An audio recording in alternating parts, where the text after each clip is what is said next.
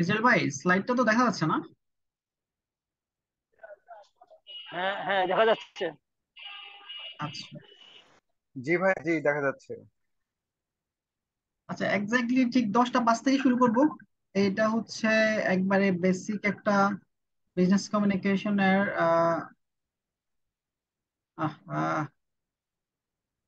কিছু আছে যে, মানে এমন সময় ফোন দেয়, মানে গ্রুপে জয়েন করছে, কিন্তু গ্রুপে আমি কিন্তু সব দিয়ে দিই, উনি আমাকে ফোন দিচ্ছে। এখন এখন আমি কি কথা বলবো ওনার সাথে?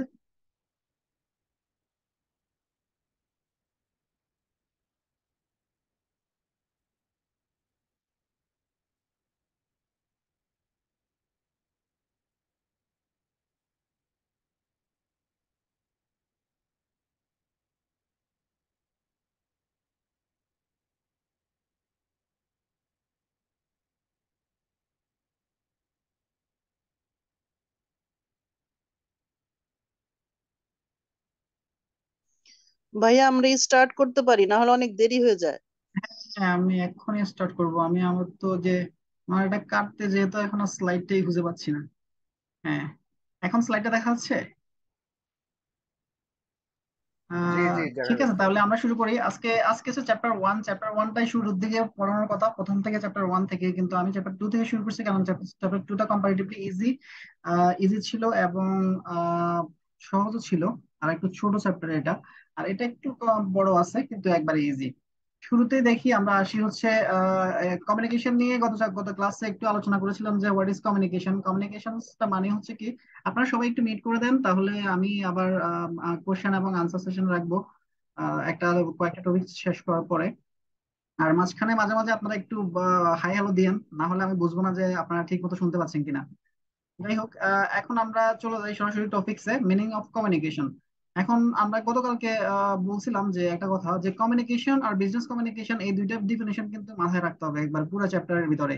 তো কমিউনিকেশনটা কি? কমিউনিকেশনটা হচ্ছে কি, মানে exchanging information or sharing information, idea, attitude যা আছে, যেটাই আপনি শেয়ার করছেন সেটাই হচ্ছে কমিউনিকেশন। কিন্তু আবার এটা কিন্তু বিজনেস কমিউনিকেশন না। আপনি যা যা করছেন, এখন আমি আপনার সাথে যে কথা বলতেছি, আপনি আপনার ফ্যামিলি মেম্বারের সাথে, আপনার বাচ্চা কাচ্চার সাথে, কিংবা আপনার ফ্রেন্ডদের সাথে, অথবা আপনি যার সাথে যে কমিউনিকেশন গুলো করছেন, কথাবার্তা বলতেছেন, রিডিং করে বুঝতেছেন, অথবা লিসেনিং করে বুঝতেছেন, ফেস টু ফেস কনভারসেশন করতেছেন, মোবাইলে কথা বলতেছেন, দিস ইজ কল কমিউনিকেশন। তো তার মানে হচ্ছে communication means sharing information, idea, attitude, knowledge two one person to another. তাহলে এটাই হলো কমিউনিকেশন। যখন যদি যদি শুধু পরীক্ষা আসে যে হোয়াট ইজ কমিউনিকেশন অথবা ডিফাইন কমিউনিকেশন, তাহলে ছোট করে এই 2-3টা লাইন লিখে এক্সাম্পল দিয়ে দিবেন। এক্সাম্পল গুলো হচ্ছে কি, face to face communication, telephone কলস, যা যা আছে এগুলো খুবই সিম্পল। আমি বেশি বলবো না, একটা একটা ছোট্ট একটা গ্রাফ এঁকে দিবেন। এই যে আমি প্রায় প্রায় আপনাদেরকে এনকারেজ করে হচ্ছে ছোট একটা গ্রাফ মানে এঁকে দিতে। এটা কিন্তু সিম্পল জিনিস এঁকে দিলেন, মানে কিন্তু এটা আপনার মানে এটা তফাৎ নিয়ে আসবে, একটা ডিস্টিংটিভ কি বলে ডিফারেন্স নিয়ে আসবে। যে না, সবাই যেটা দেয় নাই, আপনি সেটা কিন্তু দিচ্ছেন, তাহলে আপনার মার্কসটা বেড়ে গেলো। ফর এক্সাম্পল, এই কোশ্চেনটা আসলো, এখানে 3 মার্কস থাকলো, আপনি ছোট করে একটা গ্রাফ এঁকে দিলে 3-এ 3 পেয়ে গেলেন, হয়ে গেল। কিন্তু শুধু একটু দিলে, অনেকেই আবার দেখা যায় যে মিনিং অফ কমিউনিকেশনের ক্ষেত্রে ওই যে ওই মনীষী কি বলছে, সে কিভাবে কমিউনিকেশনকে ডিফাইন করছে, এগুলো বিশ্বাস করেন, এগুলো ব্যাংকিং ডিপ্লোমার ক্ষেত্রে কোনো দরকার নাই, কিচ্ছু দরকার নাই, কারণ আপনি এখানে একাডেমিক পরীক্ষায় অংশগ্রহণ করতেছেন না। একটা জেনারেল আইডিয়া, জেনারেল কনসেপচুয়াল একটা এক্সাম হবে। এখানে ওই মনীষীদের এক্সাম্পল ডিফিনিশন মুখস্থ করার দরকার নেই, একটা জেনারেল ডিফিনিশন দিয়ে আপনি শেষ করে দিবেন, একটা এক্সাম্পল দিবেন, এবং সাথে যদি গ্রাফ থাকে দিয়ে দিতে পারেন, খুবই ভালো। এরপর আমরা চলে যাই। আমরা কিন্তু বিজনেস কমিউনিকেশন এখনো যাচ্ছি না, আমরা এখনো কমিউনিকেশনের ভিতরে আছি। তাহলে আসেন কমিউনিকেশনের ইম্পর্টেন্স। আচ্ছা, ইম্পর্টেন্স অফ কমিউনিকেশন, অনেকে আমি আগে হচ্ছে কি গ্রুপ এ এবং বি, আমার মানে ফার্স্ট ব্যাচ সেকেন্ড ব্যাচ দেখছি, অনেকে কোশ্চেনটা বুঝতে পারে না। মানে হচ্ছে কি, যখন কোশ্চেন উনি আনসার করছে, অনেক ভালো আনসার করে দিয়ে আসছে, 5-6 বার পরীক্ষা দিচ্ছে, পাশ করতে পারে না। আসলে ব্যাপারটা হচ্ছে কোশ্চেন গুলো ধরতে হবে, যে ইম্পর্টেন্স অফ কমিউনিকেশন, এই যে এইভাবে কেউ কিন্তু কোশ্চেনটা নাও আসতে পারে, অথবা আসবেও না। কারণ এখানে ইম্পর্টেন্স এর কিন্তু অনেকগুলো সিনোনিম থাকতে পারে, ওইগুলো দিয়ে বলতে পারে যে scope of communication, purpose of communication, objectives of communication, তারপরে বলতে পারে যে আহ আর কি হতে পারে, সিগনিফিকেন্স অফ কমিউনিকেশন, এরকম করে দিয়ে দিতে পারে। যে তখন জাস্ট ইম্পর্টেন্স এর সিনোনিম গুলা ইউজ করে বলতে পারে যে কি কি আছে কমিউনিকেশনের ইম্পর্টেন্স গুলা। তখন আপনারা এইভাবে লিখবেন। এবং আমি প্রথমেই এক্সাম স্ট্র্যাটেজিতে বলেছিলাম যে আপনাদের কতটুকু লিখবেন তা ডিপেন্ড করবে মার্কস এর উপরে। এবং এইবার ছোট ছোট কোশ্চেন হওয়ার সম্ভাবনা খুবই বেশি, সে কারণে আমি ছোট ছোট করে কোশ্চেন গুলো গুছাইছি। তারপরেও একটু বড় করে, যদি মার্কস যদি একটু বেশি থাকে সে কারণে আরো একটু বড় করছি পরে। আচ্ছা, সেক্ষেত্রে পরে আসি, আমরা আগে আসি এখন হচ্ছে ইম্পর্টেন্স অফ কমিউনিকেশনে। কমিউনিকেশনের ইম্পর্টেন্সটা কি? কমিউনিকেশনের একটা অর্গানাইজেশনে কমিউনিকেশনের ইম্পর্টেন্স গুলা খুবই গুরুত্বপূর্ণ। এটা হচ্ছে ভেরি ভাইটাল ইম্পর্টেন্ট যেটাই বলেন। এখন ম্যানেজমেন্টের ফাংশন আছে, আমরা জানি ম্যানেজমেন্টের বেসিক যে ফাংশন সেটা হচ্ছে চারটা: planning, organising, leading and controlling. আপনারা যারা বিজনেস ব্যাকগ্রাউন্ডে পড়ে আছেন তারা তো পড়েই আসছেন, যারা বিজনেস ব্যাকগ্রাউন্ড না তারা হয়তো তাদের জন্য নতুন হতে পারে। যে ম্যানেজমেন্টের এই চারটা ফাংশনকে যদি ইফেক্টিভ ভাবে করতে যান, মানে করতে হয়, সেক্ষেত্রে হচ্ছে কি অবশ্যই কমিউনিকেশনটা দরকার, মানে ইফেক্টিভ কমিউনিকেশন অথবা কমিউনিকেশনের দরকার। তাহলে কি, এটা প্ল্যান প্ল্যান করতে লাগবে। এখন প্ল্যান করতে কি লাগবে? কমিউনিকেশন লাগবে। আমরা জানি যে একটা ভালো প্ল্যান, এই গুড প্ল্যান ইজ, মানে একটা ভালো প্ল্যান যদি আপনি মেক করতে পারেন সেটা কিন্তু অর্ধেক হয়ে যাওয়ার সমান। তাহলে একজন ম্যানেজার অথবা একজন ডিপার্টমেন্ট হেড অথবা ব্যাংকের যে এমডি স্যার আছেন, ওনারা কি করেন, একটা প্ল্যান মেক করতে হলে হচ্ছে ওনাদের ইফেক্টিভ কমিউনিকেশন স্কিলটা অবশ্যই দরকার। প্ল্যান করতে গেলে কমিউনিকেশনটা দরকার। এবং এই প্ল্যানটা হচ্ছে কি রিফ্লেক্ট করে কাকে? একটা অর্গানাইজেশনের গোলকে, অবজেক্টিভকে, মিশনকে, ভিশনকে রিফ্লেক্ট করে। তার মানে হচ্ছে কি প্ল্যান করতে গেলে কমিউনিকেশন লাগবে, সোজা কথা। তারপর হচ্ছে অর্গানাইজিং। আচ্ছা, এই যে প্ল্যান করলেন, এখন যে প্ল্যান করলেন, ফর এক্সাম্পল আপনি কি প্ল্যান করলেন হচ্ছে কি এই বছর একটা টার্গেট সেট করলেন। কি টার্গেট সেট করলেন? এই বছর আপনি ডিপোজিট মেক করবেন, আপনার ব্যাংকের ডিপোজিট হচ্ছে 1,000 কোটি টাকা, এবং এই বছরে 500 কোটি টাকা ডিপোজিট বাড়াবেন। এটা হচ্ছে প্ল্যান করছেন। এমডি, ডিএমডি স্যার এবং হেড অফ ডিপার্টমেন্ট মিলে প্ল্যান করছে। আচ্ছা, এখন প্ল্যান করার পরে আসেন অর্গানাইজিং এ। এখন অর্গানাইজিং এ যখন আসেন, এখন এই ক্ষেত্রে হচ্ছে কি কমিউনিকেশনটা দরকার। কেন কমিউনিকেশনটা দরকার? ওই যে প্ল্যানটা করছেন, সেই প্ল্যানটা যে আর 500 কোটি টাকা কে আনবে, কোথা থেকে আসবে, কখন আসবে, কে কাজটা করবে, কিভাবে করবে, এগুলো হচ্ছে অর্গানাইজিং। এটাকে হচ্ছে কি, মানে মেনটেন করার জন্য, এটাকে হচ্ছে কি ইফেক্টিভ করার জন্য যেটা দরকার সেটা হচ্ছে কমিউনিকেশন। কারণ প্রত্যেকটা ব্রাঞ্চ ম্যানেজারের সাথে কমিউনিকেট করতে হবে। কারণ হেড অফিসে বসে বসে শুধু ডিপার্টমেন্ট হেডরা সবসময় বিজনেস করতে পারে না। বিজনেস করা হচ্ছে ব্রাঞ্চ, তাহলে ব্রাঞ্চের সাথে হচ্ছে কি কমিউনিকেট করতে হবে। ইফেক্টিভ কমিউনিকেট হইলেই হচ্ছে কি ওই আপনার যে প্ল্যানটা আছে সেটাকে সুন্দরভাবে অর্গানাইজ করতে পারবে। তার মানে এখানে হচ্ছে কমিউনিকেশনটা খুবই দরকার অর্গানাইজ করতে। এরপর হচ্ছে লিডিং। আচ্ছা, এখন হচ্ছে ওই যে প্ল্যানও করলেন, অর্গানাইজও করলেন, দুইটাই হয়ে গেল। এখন এই যে কে করছে, কে এই এই যে অর্গানাইজ করছেন, করার পরে এই যে 500 কোটি টাকা ডিপোজিট নিয়ে আসবেন, এক্ষেত্রে তো লিড দিবে কে বা কারা? তাহলে লিড দিবে হয়তো, ইনিশিয়ালি লিড তো দিচ্ছে হচ্ছে এমডি স্যার, তাহলে ডিএমডি স্যার আরো লিড দিচ্ছে। তারপরে কিন্তু ব্রাঞ্চ ম্যানেজাররা লিড দিচ্ছে, কাদেরকে লিড দিচ্ছে? তাদের অফিসারদেরকে। সো লিডিং করার সময় কিন্তু উনি কিভাবে কমিউনিকেট করতেছে এফেক্টিভলি, যদি অফিসারের সাথে কমিউনিকেট ঠিকঠাক মতো না করে তাহলে কিন্তু কমিউনিকেশন, মানে ওই যে যে গোলটা আছে 500 কোটি টাকার গোল, সেটা কিন্তু অ্যাচিভ হবে না। তার মানে আপনারা জানেন যে লিডাররা বেসিক্যালি, যারা good leader, good manager, they are very much effective in communicating. তাহলে হচ্ছে কি যেসব ম্যানেজার স্যাররা আছেন কিংবা লিডাররা আছেন, তারা কিন্তু খুবই ইফেক্টিভ কমিউনিকেশনের ক্ষেত্রে।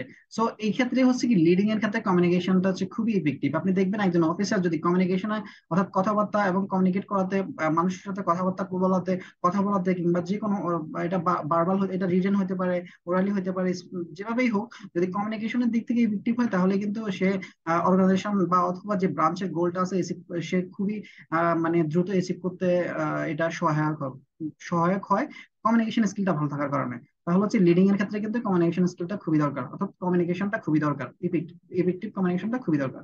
তারপর হচ্ছে কন্ট্রোলিং। আচ্ছা, এখন আপনি প্ল্যান করলেন, অর্গানাইজ করলেন, লিডিংও দিলেন, সবকিছু দিলেন। এখন যে ইয়ার শেষ হলো, ইয়ার শেষ হওয়ার পরে আপনাকে তো ম্যাচ করতে হবে যে 500 কোটি টাকা আসলে কি অ্যাচিভ হয়েছে নাকি হয় নাই। তো এটাই হচ্ছে কন্ট্রোলিং। এবং এই কন্ট্রোলিং কখনোই সম্ভব না যদি না আপনি কমিউনিকেশনে ভালো না হন। মানে কমিউনিকেশন এখানে হচ্ছে খুবই দরকারি, যেটা হচ্ছে কি কন্ট্রোলিং প্রসেসটাকে কন্ট্রোল করার জন্য। কারণ হচ্ছে ওই যে 500 কোটি টাকার সাথে কত কোটি টাকা আসলে আসছে, সেটা ম্যাচ করতে হলে আপনাকে ওই যে কমিউনিকেট করতে হবে সবার সাথে, কার কোন ব্রাঞ্চে কত কোটি টাকা করে আসছে, এটা ব্ল্যাক এন্ড হোয়াইট আপনাকে নিতে হবে। নিয়ে তারপরে হচ্ছে ম্যাচ করতে হবে টোটাল করে, তারপরে হচ্ছে আবার এটা পাবলিশ করলেন যে আমরা এত কোটি টাকা ডিপোজিট আর্ন করতে পারছি। এটা কি অ্যাক্সেস হয়েছে নাকি অ্যাক্সেস হয় নাই, আমাদের প্ল্যান কি অ্যাচিভ হয়েছে নাকি অ্যাচিভ হয় নাই। আর যদি অ্যাচিভ না হয়ে থাকে তাহলে কোন জায়গায় ঠিক সমস্যা ছিল, এই জায়গাগুলোকে রেকটিফাই করতে হবে। তাহলে কোন জায়গায় রেকটিফাই করতে হবে সেটা কিন্তু কন্ট্রোলিং এ আসে, আমরা বুঝি। So this is call controlling. Controlling এর ক্ষেত্রে হচ্ছে কি আমাদের ইফেক্টিভ কমিউনিকেশনটা দরকার। যদি সেটা না হয় তাহলে কিন্তু ওই যে কমিউনিকেশনটা, মানে কমিউনিকেশন যদি ঠিকঠাক মতো না হয় তাহলে কিন্তু ওই যে প্ল্যান, যে প্রথম দিয়ে গিয়ে করে দিয়ে আসছেন এই যে প্ল্যানটা, এটাকে রিফ্লেক্ট করবো না এবং কিন্তু অর্গানাইজেশনের যে গোলটা আছে সেটা অ্যাচিভ হলো না। এইটুক হচ্ছে কি এটার ইম্পর্টেন্স মোটামুটি। তারপরে আমি একটা ছোট্ট একটা ওই যে বললাম একটা উপসংহার দিলাম, আপনি কনক্লুড করে দিলেন। আপনার শুধুমাত্র এই কমিউনিকেশনটা আপনার সাবঅর্ডিনেট, আপনি কমিউনিকেশনটা অনেকভাবে করে থাকেন, যাই হোক এখানে কয়েকটা কথা লিখছি, এটা পড়ে নিবেন। এখন ফর এক্সাম্পল এখানে আসলো এটাতে পাস, পাস হলে কিন্তু আপনি এতটুকু লিখে শেষ করে দিলেন। এখন আসলো এটাতে 7, আরো 2 মার্কস বাড়াই, তাহলে এই কথাগুলো অ্যাড করবেন যে communication is also important for the following reasons, এটাকে আরো ইম্পর্টেন্ট আছে এইসব কারণে। এখন যদি ওই যে বললাম 7 থাকে তাহলে কিন্তু শুধু পয়েন্ট গুলাই লিখে দিবেন। যদি আরো একটু মার্কস বেশি থাকে তখন পয়েন্ট গুলাকে ছোট করে আবার ইলাস্ট্রেট করবেন, একটু বর্ণনা দিবেন। যেমন হচ্ছে 1 নম্বরে আছে কমিউনিকেশন প্রমোটস মোটিভেশন। আচ্ছা, কমিউনিকেশন কিভাবে মোটিভেশন দেয়? কমিউনিকেশন মোটিভেশন দেয় হচ্ছে কি, ফর এক্সাম্পল যে আপনার ব্রাঞ্চের একজন অফিসার আছেন, তিনি কি করছেন, 5 কোটি টাকা ডিপোজিট হান্ড করে নিয়ে আসছেন। আপনি তাকে একটা লেটার অফ অ্যাপ্রিসিয়েশন দিলেন, এটা কিন্তু সে মোটিভেট হয়ে গেল। এখানে কিন্তু আপনার কোনো কষ্ট নাই যে আপনি তাকে 5,000 টাকা 10,000 টাকা দিয়ে দিলেন, যে মানে কিছু একটা দিয়ে দিলেন, দিয়ে বললেন যে এরকম এরকম না, ওর কিছু দেওয়া লাগলো না, তাকে জাস্ট একটা লেটার অফ অ্যাপ্রিসিয়েশন দিলেন, সে কিন্তু খুশি হয়ে গেল, মোটিভেট হয়ে গেল। আচ্ছা, তারপরে আসেন যে communication is a source of information. Communication কিন্তু আবার দেখা গেল যে সোর্স অফ ইনফরমেশন হিসেবে কাজ করে কি হবে, আপনি কিন্তু আপনার ব্যাংকের যে আহ, অনেকগুলো ইনফরমেশন, সেগুলা হচ্ছে কি পত্রিকা বা টিভিসি অনেকভাবেই আপনি পেয়ে থাকেন। তারপরে বিভিন্ন সার্কুলার পড়ে আপনি পেয়ে থাকেন, বাংলাদেশ ব্যাংক বিভিন্ন সার্কুলার দেয়, সেটাও ওই রিডিং করে আপনি পড়ে আপনি বুঝতে পারেন। সে কারণে হচ্ছে communication is source of information. অনেকভাবে আপনি সোর্স, মানে কমিউনিকেশন করে হচ্ছে আপনার ব্যাংকের জন্য, আপনার ব্যাংকের পারপাসটা মানে অ্যাচিভ করার জন্য হচ্ছে কি আপনি ইনফরমেশন গুলা পেয়ে থাকেন হচ্ছে কমিউনিকেশনের মাধ্যমে। আচ্ছা, এটা হচ্ছে কি, আরেকটা হচ্ছে কি, communication also plays a crucial role in altering individuals attitude. মানুষের কিন্তু অ্যাটিটিউডটা চেঞ্জ করতেও কিন্তু কমিউনিকেশনটা দরকার। একটা ছোট্ট একটা এক্সাম্পল দিই, সেটা হচ্ছে কি, ধরেন কোন একটা কাস্টমার সার্ভিস অফিসার, সে হচ্ছে কি তার অ্যাটিটিউড ভালো না, সে কাস্টমারের সাথে মিসবিহেভ করে, অথবা তার কলিগের সাথে তার ভালো সম্পর্ক নাই। এখন এটা ম্যানেজার স্যার জানলো, আর ম্যানেজার সাহেব কি কিন্তু এই অ্যাটিটিউডটা কিন্তু কমিউনিকেশনের মাধ্যমে চেঞ্জ করে দিতে পারে। শুরুতেই তাকে উনি বোঝাতে পারে যে যে your your behaviour is not that much good, or your behaviour is not up to the mark. আমি কিন্তু এটা খুব সতর্কতার সাথে লক্ষ্য করছি, সিসিটিভি ক্যামেরাটা আমি ফলো করছি, তুমি তোমার বিহেভিয়ারটা চেঞ্জ করে নাও।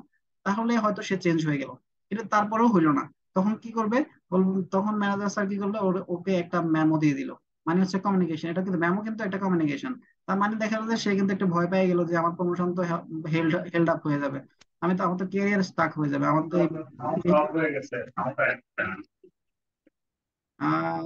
সাউন্ড, সবাই কি সাউন্ড পাচ্ছেন? ঠিক আছে স্যার। তাহলে আপনার এখানে সমস্যা, আপনি একটু সাউন্ডটা ঠিক করে নেন।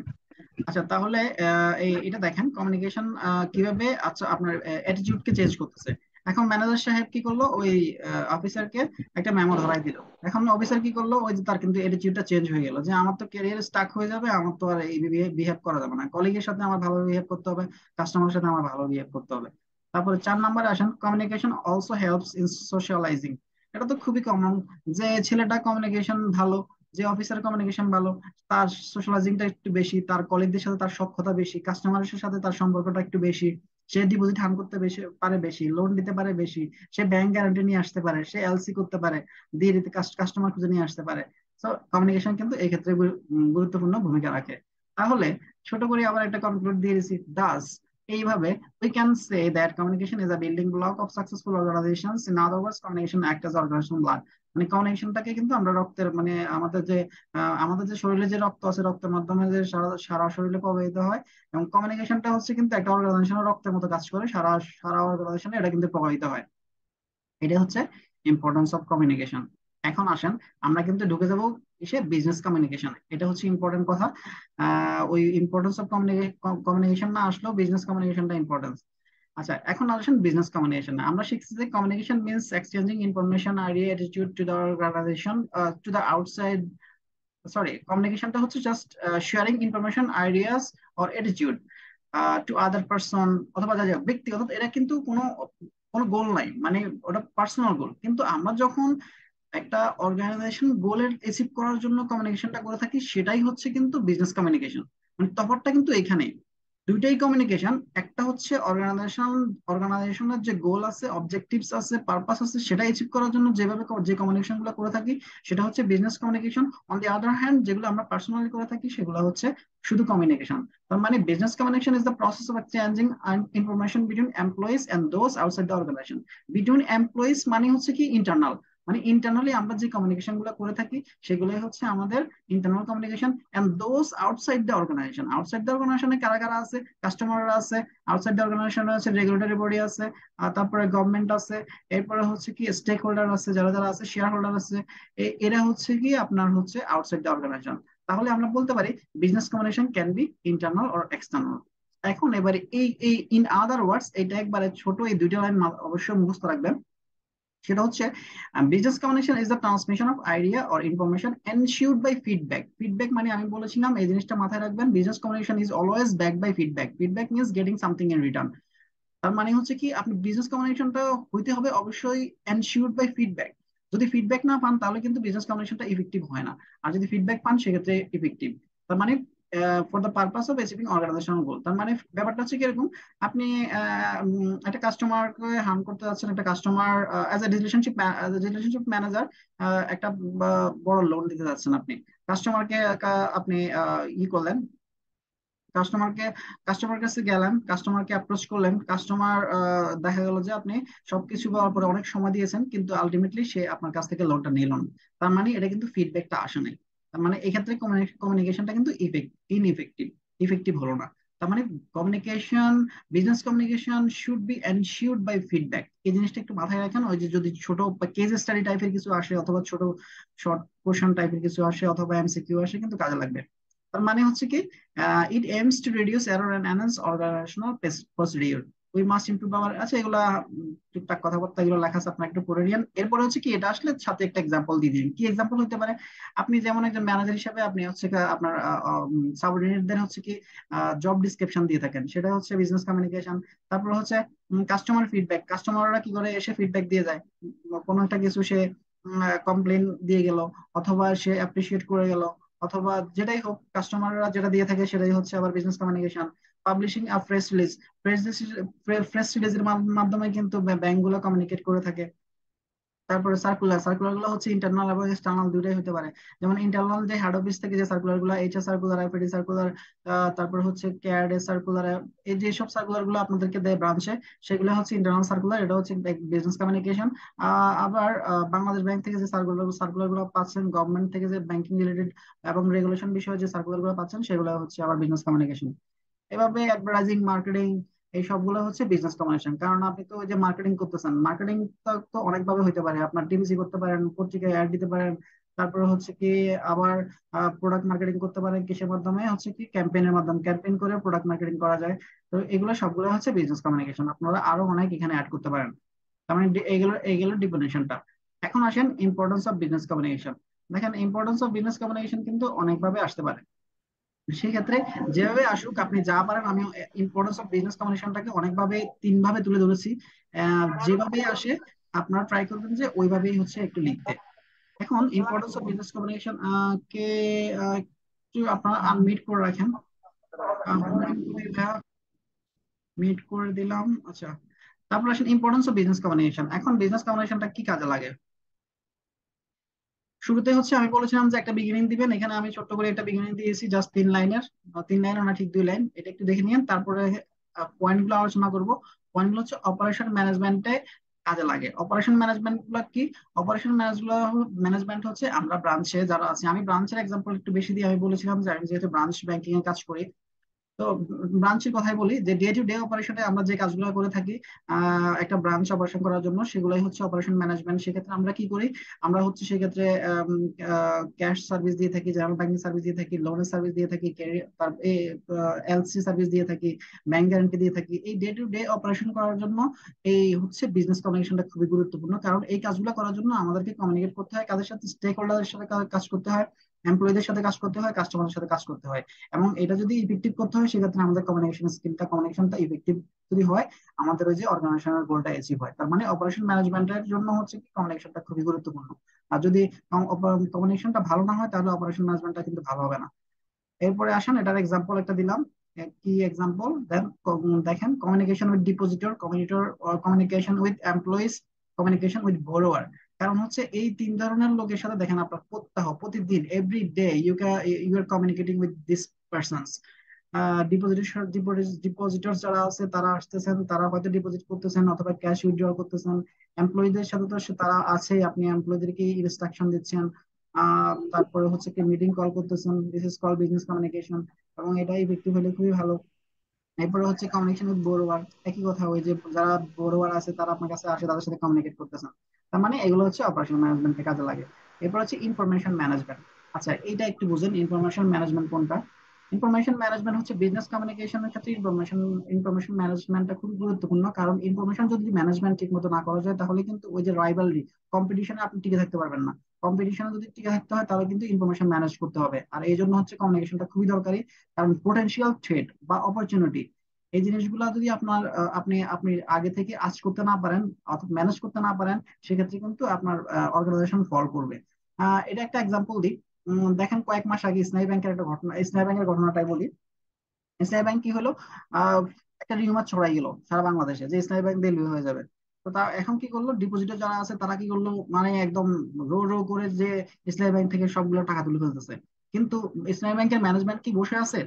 না, তারা এই যে একটা রিউমার ছড়াই গেল, যে ইনফরমেশনটা ছড়াই গেল সেটাকে কিন্তু ম্যানেজ করছে। কিভাবে ম্যানেজ করছে? তারা কিন্তু প্রেস রিলিজ করছে।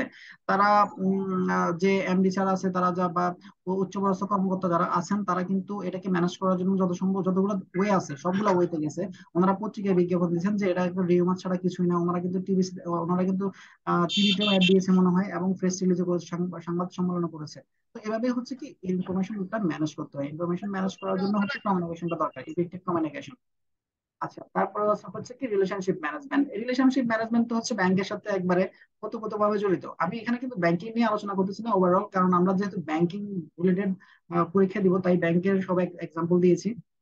রিলেশনশিপ ম্যানেজমেন্ট হচ্ছে কি, এখন যে বিজনেস রিলেশনশিপটা হচ্ছে এখন টোটালি ডিপেন্ড করতেছে করতেছে কিন্তু কমিউনিকেশনের উপরে। এখন দেখেন অনেকগুলো ব্যাংকে কিন্তু রিলেশনশিপ অফিসারে আছেন শুধুমাত্র রিলেশনশিপটা ম্যানেজ করার জন্য। কারণ রিলেশনশিপের মাধ্যমে কিন্তু কাস্টমারকে আপনারা নিয়ে আসতেছেন ব্যাংকে।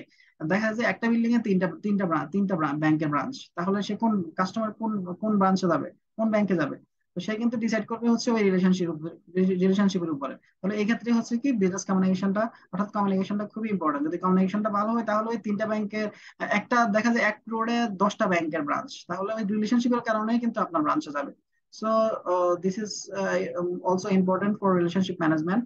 মানে communication is also important for relationship management. এখানে আমি একটা এক্সাম্পল দিচ্ছি যে আপনার ক্লায়েন্ট বা stakeholder, investor, creditor, supplier যারা যারা আছে লোকাল কমিউনিটি, সেদের সাথে কিন্তু আপনার রিলেশনশিপ ম্যানেজমেন্টটা যদি মেনটেন করতে খুব খুব ভালো ভালো থাকে তাহলে কিন্তু আপনার অর্গানাইজেশনের যে গোলটা আছে, অবজেক্টিভটা আছে, সেটা অ্যাচিভ করা ইজি হয়। তাহলে যদি এটা পরীক্ষা আসে, ইম্পর্টেন্স অফ বিজনেস কমিউনিকেশন আপনি এইভাবে দিয়ে দিলেন। এখন আসেন আমরা কমিউনিকেশন ইন ব্যাংকস এ চলে যাই। আচ্ছা, এবার একটু এইটুক পর্যন্ত একটু রাখি। এর ভিতরে যদি আপনাদের কোনো কোশ্চেন থাকে একটু বলতে পারেন।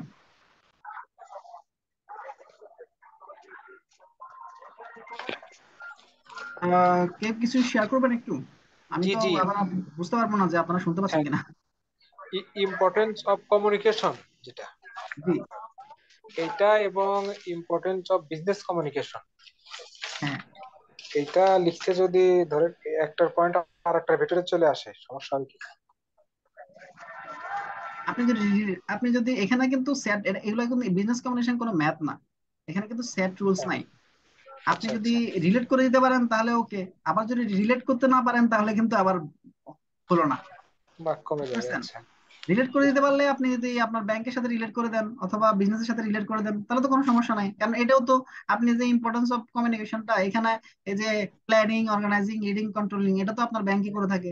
সমস্যা হ্যাঁ কোথায়? আছে আপনি কি তো। করলেন, রিলেট করে দিলেন। রিলেট করে দিলে কিন্তু কোনো সমস্যা নাই, কিন্তু রিলেট ঠিক মতো করতে না পারলে হলো কি, ওই যে একটু তখন দেখতে একটু অকওয়ার্ড দেখা যাবে আর কি, একটু মানে বেখাপ্পা দেখা যাবে, ঠিকঠাক মতো হইলো না, এভাবে দেখা যাবে আর কি। আচ্ছা আচ্ছা। ওকে। তাহলে business communication, importance of business কমিউনিকেশনটা গেল গা। আচ্ছা, এরপরে আসেন যে কমিউনিকেশন ইন ব্যাংকস। এখন আমরা আরেকটু ছোট পরিসরে চলে আসছি। কতক্ষণ আগে কিন্তু একটু বড় পরিসরে ছিলাম, যে ওভারঅল ব্যাংকে ছিলাম। এখন ব্যাংক মানে কি ধরনের কমিউনিকেশন করে থাকে এটাতে আসছি। এটা কিন্তু কোশ্চেনটা যদি আসে কমিউনিকেশন মানে হোয়াট আর দ্য কমিউনিকেশনস, এটা কোশ্চেনটা কিভাবে আসতে পারে, একটু একটু দেখি, একটু নোট নিয়েছিলাম যে এটা এইভাবে দিতে পারে যে how a bank can communicate with different customer, অথবা বলতে পারে যে how a bank can communicate with its stakeholder. এভাবে করে যদি একটা কোশ্চেন দেয়, তখন কিন্তু আপনি জাস্ট এই কমিউনিকেশন গুলো, ব্যাংক কি ধরনের কমিউনিকেশন করে থাকে জাস্ট বাংলায় মাথায় রাখেন। ব্যাংক কি ধরনের কমিউনিকেশন একদম মানে ছোট পরিসরে কি ধরনের কমিউনিকেট গুলো করে থাকে কাদের সাথে, অর্থাৎ কি কি ধরনের সার্ভিস দিয়ে থাকে কমিউনিকেট করার সময়। এগুলাই হচ্ছে কমিউনিকেশন ইন ব্যাংকস ছোট পরিসরে। এটা একটু টেকনিক খাটাইয়া লিখতে হবে, কারণ ইম্পর্টেন্স অফ কমিউনিকেশন অনেকভাবেই আসতে পারে। আপনি দেখবেন যে আসলে আপনার কোশ্চেনটা কি চাচ্ছে, ওটার উপর ডিপেন্ড করে কিন্তু লিখতে হবে। তাহলে আমরা কমিউনিকেশন ইন ব্যাংকে যাই। আহ হুমায়ুন কবির ভাইয়া, আপনার শুধু আপনার কতক্ষণ পর পরে আপনি কিন্তু ইয়ে হয়ে যাচ্ছে, আনমিউট হয়ে যাচ্ছে। আচ্ছা, এরপরে আমরা আসি কমিউনিকেশন ইন ব্যাংকস। এখানে আমি একটা ওই যে গৌরচন্দ্রিকা দিয়েছি, ভূমিকা ইন্ট্রোডাকশন দিয়েছি, এটা একটু পড়ে নিয়েন। এখন আর হচ্ছে কি কমিউনিকেশন ইন ব্যাংকস কি। আমরা কিন্তু তিন ধরনের কমিউনিকেশন করি, মানে তিন ধরনের ব্যাংকিং সার্ভিস সাধারণত একদম ছোট পরিসরে দিয়ে থাকি। সেটা হচ্ছে কি রিটেল ব্যাংকিং। রিটেল ব্যাংকিং কোনগুলা, আমরা কাস্টমারদেরকে ব্রাঞ্চে টেলার সার্ভিস দিই। তারপরে হচ্ছে কি ডিপোজিটর যারা আছে তাদেরকে পার্সু করি, বিভিন্ন টার্ম ডিপোজিট অথবা অ্যাকাউন্ট খোলার জন্য। এরপরে হচ্ছে কি আমরা লোন দেওয়ার জন্য ট্রাই করি, এগ্রি লোন দিই অথবা এসএমই দিই, যেটাই হোক এইগুলা হচ্ছে আপনার রিটেল ব্যাংকিং এর পরে। আবার কল সেন্টার এক্সিকিউটিভ যারা আছেন তারা হচ্ছে কল সেন্টারে সার্ভিস দিয়ে থাকেন 24/7, কিন্তু ওনারা কাস্টমারদেরকে সার্ভিস দিয়ে থাকেন। তারপর হচ্ছে debit card, credit card service দিয়ে থাকি, এগুলো কিন্তু রিটেল ব্যাংকিং। আপনারা এগুলো জানেন, জাস্ট আপনারা আরো অ্যাড করতে পারেন। এই এই যে সার্ভিস গুলোর কথা বলতেছি, এই সার্ভিস গুলো যে দিচ্ছেন এগুলো সবই কিন্তু কমিউনিকেশনের মাধ্যমে। কারণ যে টেলার, যে সে যে ক্যাশ সার্ভিসটা দিচ্ছে একটা কাস্টমারকে, সে কিন্তু কমিউনিকেট করতেছে কিসের মাধ্যমে, দেখেন তাকে একটা চেক দিচ্ছে, চেক দিলে ওই চেকটা কিন্তু একটা রিটার্ন ইনস্ট্রুমেন্ট, মানে হচ্ছে কি ওই চেকটা তাকে দিল, সে চেকটা দেখে আন্ডারস্ট্যান্ড করলো, রিড করলো, বুঝতে পারলো, তারপরে হচ্ছে তার সাথে কথা বলে দেখলো সে যে রিয়েল লোক কিনা, তারপর সব ঠিকঠাক থাকলে তাকে পেমেন্ট করলো। তার মানে এটা একটা কমিউনিকেশন। তারপরে ডিপোজিটর এক জিবিতে আসলো, একজন তাকে পার্সু করার জন্য যে ডিপোজিট গুলো নিয়ে নিয়ে আসতেছে, তার সাথে তাকে পার্সু করার জন্য তার রেট অথবা যে ব্যাংকের যে অফার সেগুলা বলতেছে, এটা কিন্তু কমিউনিকেশন হচ্ছে। তো এভাবে হচ্ছে তাকে মানে কনভিন্স করতেছে, এটা হচ্ছে কি রিটেল ব্যাংকিং এর ভিতরে করতেছে। এইগুলো হচ্ছে আমরা রিটেল ব্যাংকিং এ করে থাকি। এবং এইগুলো যদি কমিউনিকেশনটা ভালো হয় তাহলে এই সার্ভিস গুলো ইফেক্টিভ হবে, এবং আপনার যে ব্রাঞ্চের গোল আছে, ব্রাঞ্চের টার্গেট আছে, সেটা অ্যাচিভ করা ইজি হবে। এবং ব্রাঞ্চের টার্গেট মানে হচ্ছে ব্যাংকের টার্গেট, ব্যাংকের গোল, তার মানে এটা ওভারঅল গোলকে রিফ্লেক্ট করবে। এরপরে আসেন কমার্শিয়াল ব্যাংকিং। কমার্শিয়াল ব্যাংকিং কোনটা? কমার্শিয়াল ব্যাংকিং হচ্ছে আমরা যেটা সাধারণত জানি কর্পোরেট ব্যাংকিং। কর্পোরেট ব্যাংকিং মানে বিভিন্ন কর্পোরেটকে, বিভিন্ন কোম্পানিকে যে সার্ভিস গুলা ব্যাংক দিয়ে থাকে সেগুলো হচ্ছে কমার্শিয়াল ব্যাংকিং। ফর এক্সাম্পল, একটা ব্যাংক, বিশেষ করে ঢাকা বা বিভাগীয় শহরগুলোতে এই ব্যাংকিং গুলা বেশি হয়, যে একটা কোম্পানির ক্যাশ ম্যানেজমেন্ট করতেছে, অথবা লার্জ অ্যামাউন্টে ওই কোম্পানিকে লোন দিচ্ছে, 500 কোটি টাকা, 1000 কোটি টাকা। সেজন্য ডেডিকেটেড দুই একজন দেখা যায় যে অফিসার অথবা রিলেশনশিপ অফিসার ডেডিকেটেড থাকে ওনাদের জন্য। ওনাদেরকে বিভিন্ন প্রোডাক্ট সার্ভিস ব্যাংকের সম্পর্কে ওনাদের কি কি হচ্ছে, ওনাদের অ্যাডভাইস করতেছে। তো এগুলা হচ্ছে কমার্শিয়াল ব্যাংকিং। মানে হচ্ছে আপনি সার্ভিসটা দিচ্ছেন কাকে, বিভিন্ন কর্পোরেট বডিকে, এবং ওনাদের সাথে মিটিং করতেছেন, প্রফেশনাল যারা আছে ওদের সাথে মিটিং করতেছেন। এবং এইখানে দেখেন, যদি কমিউনিকেশন স্কিলটা ভালো না থাকে, ইফেক্টিভ কমিউনিকেশন স্কিল যদি না থাকে, সেক্ষেত্রে এই কর্পোরেট বোর্ড এগুলাকে হ্যান্ডেল করা কিন্তু ডিফিকাল্ট, ওদেরকে কনভিন্স করা খুবই ডিফিকাল্ট। তাহলে হচ্ছে কি এইখানে হচ্ছে কি অর্গানাইজেশনের যে গোলটা আছে সেটা অ্যাচিভ করতে গেলে কমার্শিয়াল ব্যাংকিং এর ক্ষেত্রে কমিউনিকেশনটা, অর্থাৎ ইফেক্টিভ কমিউনিকেশনটা খুবই জরুরি। কারণ হচ্ছে কি ওদের যে একটা, ফর এক্সাম্পল একটা কোম্পানি সে তার ফাইন্যান্সিয়াল যে নিডসটা আছে, সেটা কিন্তু ওই যে যে অফিসার, ডেডিকেটেড অফিসার, তাকে কিন্তু রিয়েলাইজ করতে হবে, তাকে কিন্তু আন্ডারস্ট্যান্ড করতে হবে আসলে কি ধরনের ফাইন্যান্স, কতটুকু ফাইন্যান্স দরকার। তার দরকার হচ্ছে এখন 50 কোটি টাকা, আপনি তাকে অফার করে বসে আছেন 100 কোটি টাকা, তাহলে কিন্তু হলো না। তো এই জিনিসগুলো কিন্তু আন্ডারস্ট্যান্ড করতে হবে, রিয়েলাইজ করতে হবে, এবং এর জন্য দরকার হচ্ছে কি কমিউনিকেশন স্কিল। মানে এইটা যদি থাকে তাহলে ওই যে কমার্শিয়াল ব্যাংকিংটা ইজি হবে। তারপরে তার মানে এইটা বুঝতে পারছেন, আমি বুলেট পয়েন্ট আকারে যে কথাগুলো বলছি অনেকটা এগুলাই। এরপরে হচ্ছে প্রাইভেট ব্যাংকিং। প্রাইভেট ব্যাংকিং কোনটা? এটাকে আমরা অনেক নামে ব্যাংকে বলি। এটা হচ্ছে অনেক ব্যাংক বলে যে প্রায়োরিটি ব্যাংকিং, অনেক ব্যাংক বলে স্টিম, অনেক ব্যাংক অনেক ভাবে এটাকে নাম দেয়। মূলত এটা হচ্ছে কি প্রাইভেট ব্যাংকিং মানে হচ্ছে কি আপনি একটা পার্সনকে একদম প্রায়োরিটি বেসিসে আপনি সার্ভিস দিচ্ছেন। এবং এই যে এই পার্সন কারা? এই পার্সন হচ্ছে হাই নেট ওর্থ ইন্ডিভিজুয়াল। মানে হচ্ছে হয়তো আপনার ব্যাংকে তার 100 কোটি টাকা ডিপোজিট আছে, অথবা 200 কোটি টাকার লোন আছে। এই টাইপের কাস্টমার, অথবা 5 কোটি, যারা মানে মফস্বলের ব্রাঞ্চ, তাদের 2 কোটি টাকা 5 কোটি টাকা ডিপোজিট আছে, এই টাইপের যে কাস্টমার গুলাকে ডেডিকেটেড ওয়েতে সার্ভিস দেওয়া হয়, এগুলাই হচ্ছে প্রাইভেট ব্যাংকিং। একটা এক্সাম্পল দিয়ে থাকি। আমার একটা ব্যাচের এক আপু বলেছিলেন যে উনি এসসিবি তে আছেন। উনি বলেছিলেন যে কিছুদিন না, ঠিক কয়েক মাস আগে থেকে নাকি ওনাদের এখানে অ্যাকাউন্ট ওপেনিং বন্ধ। মানে অ্যাকাউন্ট ওপেনিং বন্ধ না, ঠিক অ্যাকাউন্ট ওপেন করতে 45 লাখ টাকা লাগে। অর্থাৎ 45 লাখ টাকা হলেই শুধু অ্যাকাউন্ট ওপেন করতে করতে পারবে। তার মানে ওনারা হচ্ছে কি, মানে সরাসরি প্রাইভেট ব্যাংকিং এ মনে হচ্ছে চলে যাচ্ছে। যে না, আমরা ওই 10 লাখ 20 লাখ টাকার 30 লাখ টাকার কাস্টমারদেরকে সার্ভিস সার্ভিস দিব না। তো এটাও কিন্তু এক ধরনের প্রাইভেট ব্যাংকিং, যা আমরা খুব মানে ন্যারো ওয়েতে চলে যাব, খুব সীমিত হয়ে গেছে। রুট লেভেলে আমরা যাব না, আমরা মানে বেছে বেছে কাস্টমার সার্ভিস দিব। So this is call private banking. তার মানে এক্ষেত্রে এখানে কটা বুলেট পয়েন্ট আকারে এই কথাগুলোই বলা আছে। দেখেন যে সিগনেচার সার্ভিস দিচ্ছেন হাই নেট ওয়ার্থ ইন্ডিভিজুয়ালস দের কমিউনিকেট। আচ্ছা, এই ক্ষেত্রে এবার কমিউনিকেশনটা কেন দরকার এখানে? এই যে আপনি যারা হাই নেট ওয়ার্থ ইন্ডিভিজুয়াল, ওরা কিন্তু খুবই চুজি। তো সেক্ষেত্রে মানে কমিউনিকেশন স্কিল, অথবা সে যদি ওই যে ওই ডেডিকেটেড অফিসার যদি ফ্রন্ট না হয়, এফিশিয়েন্ট না হয়, কথাবার্তা স্মার্ট না হয়, তাহলে কিন্তু ওদেরকে কনভিন্স করতে পারবে না। তো তাদেরকে কনভিন্স করার জন্য ঠিকঠাক মতো সেক্ষেত্রে হচ্ছে কি কমিউনিকেশন স্কিলটা খুবই দরকারি। তার মানে এই ক্ষেত্রে হচ্ছে কি আপনি যদি এরকম আসে যে ব্যাংকের ক্ষেত্রে কমিউনিকেশনটা কি দরকার, মানে একদম ছোট পরিসরে যদি আসে, তাহলে হচ্ছে এইগুলা দিবেন। কিন্তু আরেকটা বড় পরিসর আছে, যে importance of communication in banking. Overall banking এ কি আছে, এটা কিন্তু আপনার ব্রাঞ্চের জন্য আসতেছে। এখন ওভারঅল ব্যাংকিং এর একটা ইম্পর্টেন্স আছে, যে কি কি ইম্পর্টেন্স আপনি আপনার ব্যাংকে আপনি করে থাকেন, মানে হেড অফিসে বসে, অথবা আপনার ওভারঅল ব্যাংকিং এ কি কি সার্ভিস দিয়ে থাকেন, কি কাজে লাগে। এখন এখানে আমি বলেছিলাম যে এখানে সেট রুলস নাই। আপনি যদি কোনো কিছুই না বুঝতে পারেন, ইম্পর্টেন্স অফ কমিউনিকেশন যদি আসে, business importance of business communication যদি আসে, তাহলে ওই যে প্রথমগুলো দিয়ে দিলেন এবং সাথে ব্যাংকের গুলো রিলেট করে দিলেন, তাহলে কিন্তু হয়ে গেল। আর যদি এভাবে একদম ক্লাসিফাইড ওয়েতে দিলেন, আমি যেভাবে দিছি, যদি আপনি বুঝতে পারেন যে কোশ্চেন কি চাচ্ছে, তখন ওই কোশ্চেন অনুসারে যদি দেন, তাহলে মার্কসটা খুব ভালো আসবে আর কি। তারপর দেখেন importance of communication in banking. And banking এ কমিউনিকেশনের গুরুত্ব কোনটা? এখানে কিন্তু ওই আমি বারবার ইম্পর্টেন্স লিখছি, আপনারা কিন্তু ইম্পর্টেন্সটা মাথায় রাখেন না, গুরুত্বপূর্ণটা মাথায় রাখেন বাংলায়। এবার গুরুত্বপূর্ণ হইতে পারে কি, স্কোপ হইতে পারে, পারপাস হইতে পারে, আবার অবজেক্টিভ হইতে পারে। শুধু গুরুত্ব না, আপনার এটা একটা ব্যাংকিং এ কমিউনিকেশনের অবজেক্টিভ কি, উদ্দেশ্য কি, স্কোপ কি, পারপাস কি, সিগনিফিকেন্স কি, যেটাই আসুক সেটাই এটা। এখন হচ্ছে আসেন কি কাজে লাগে। Marketing of products.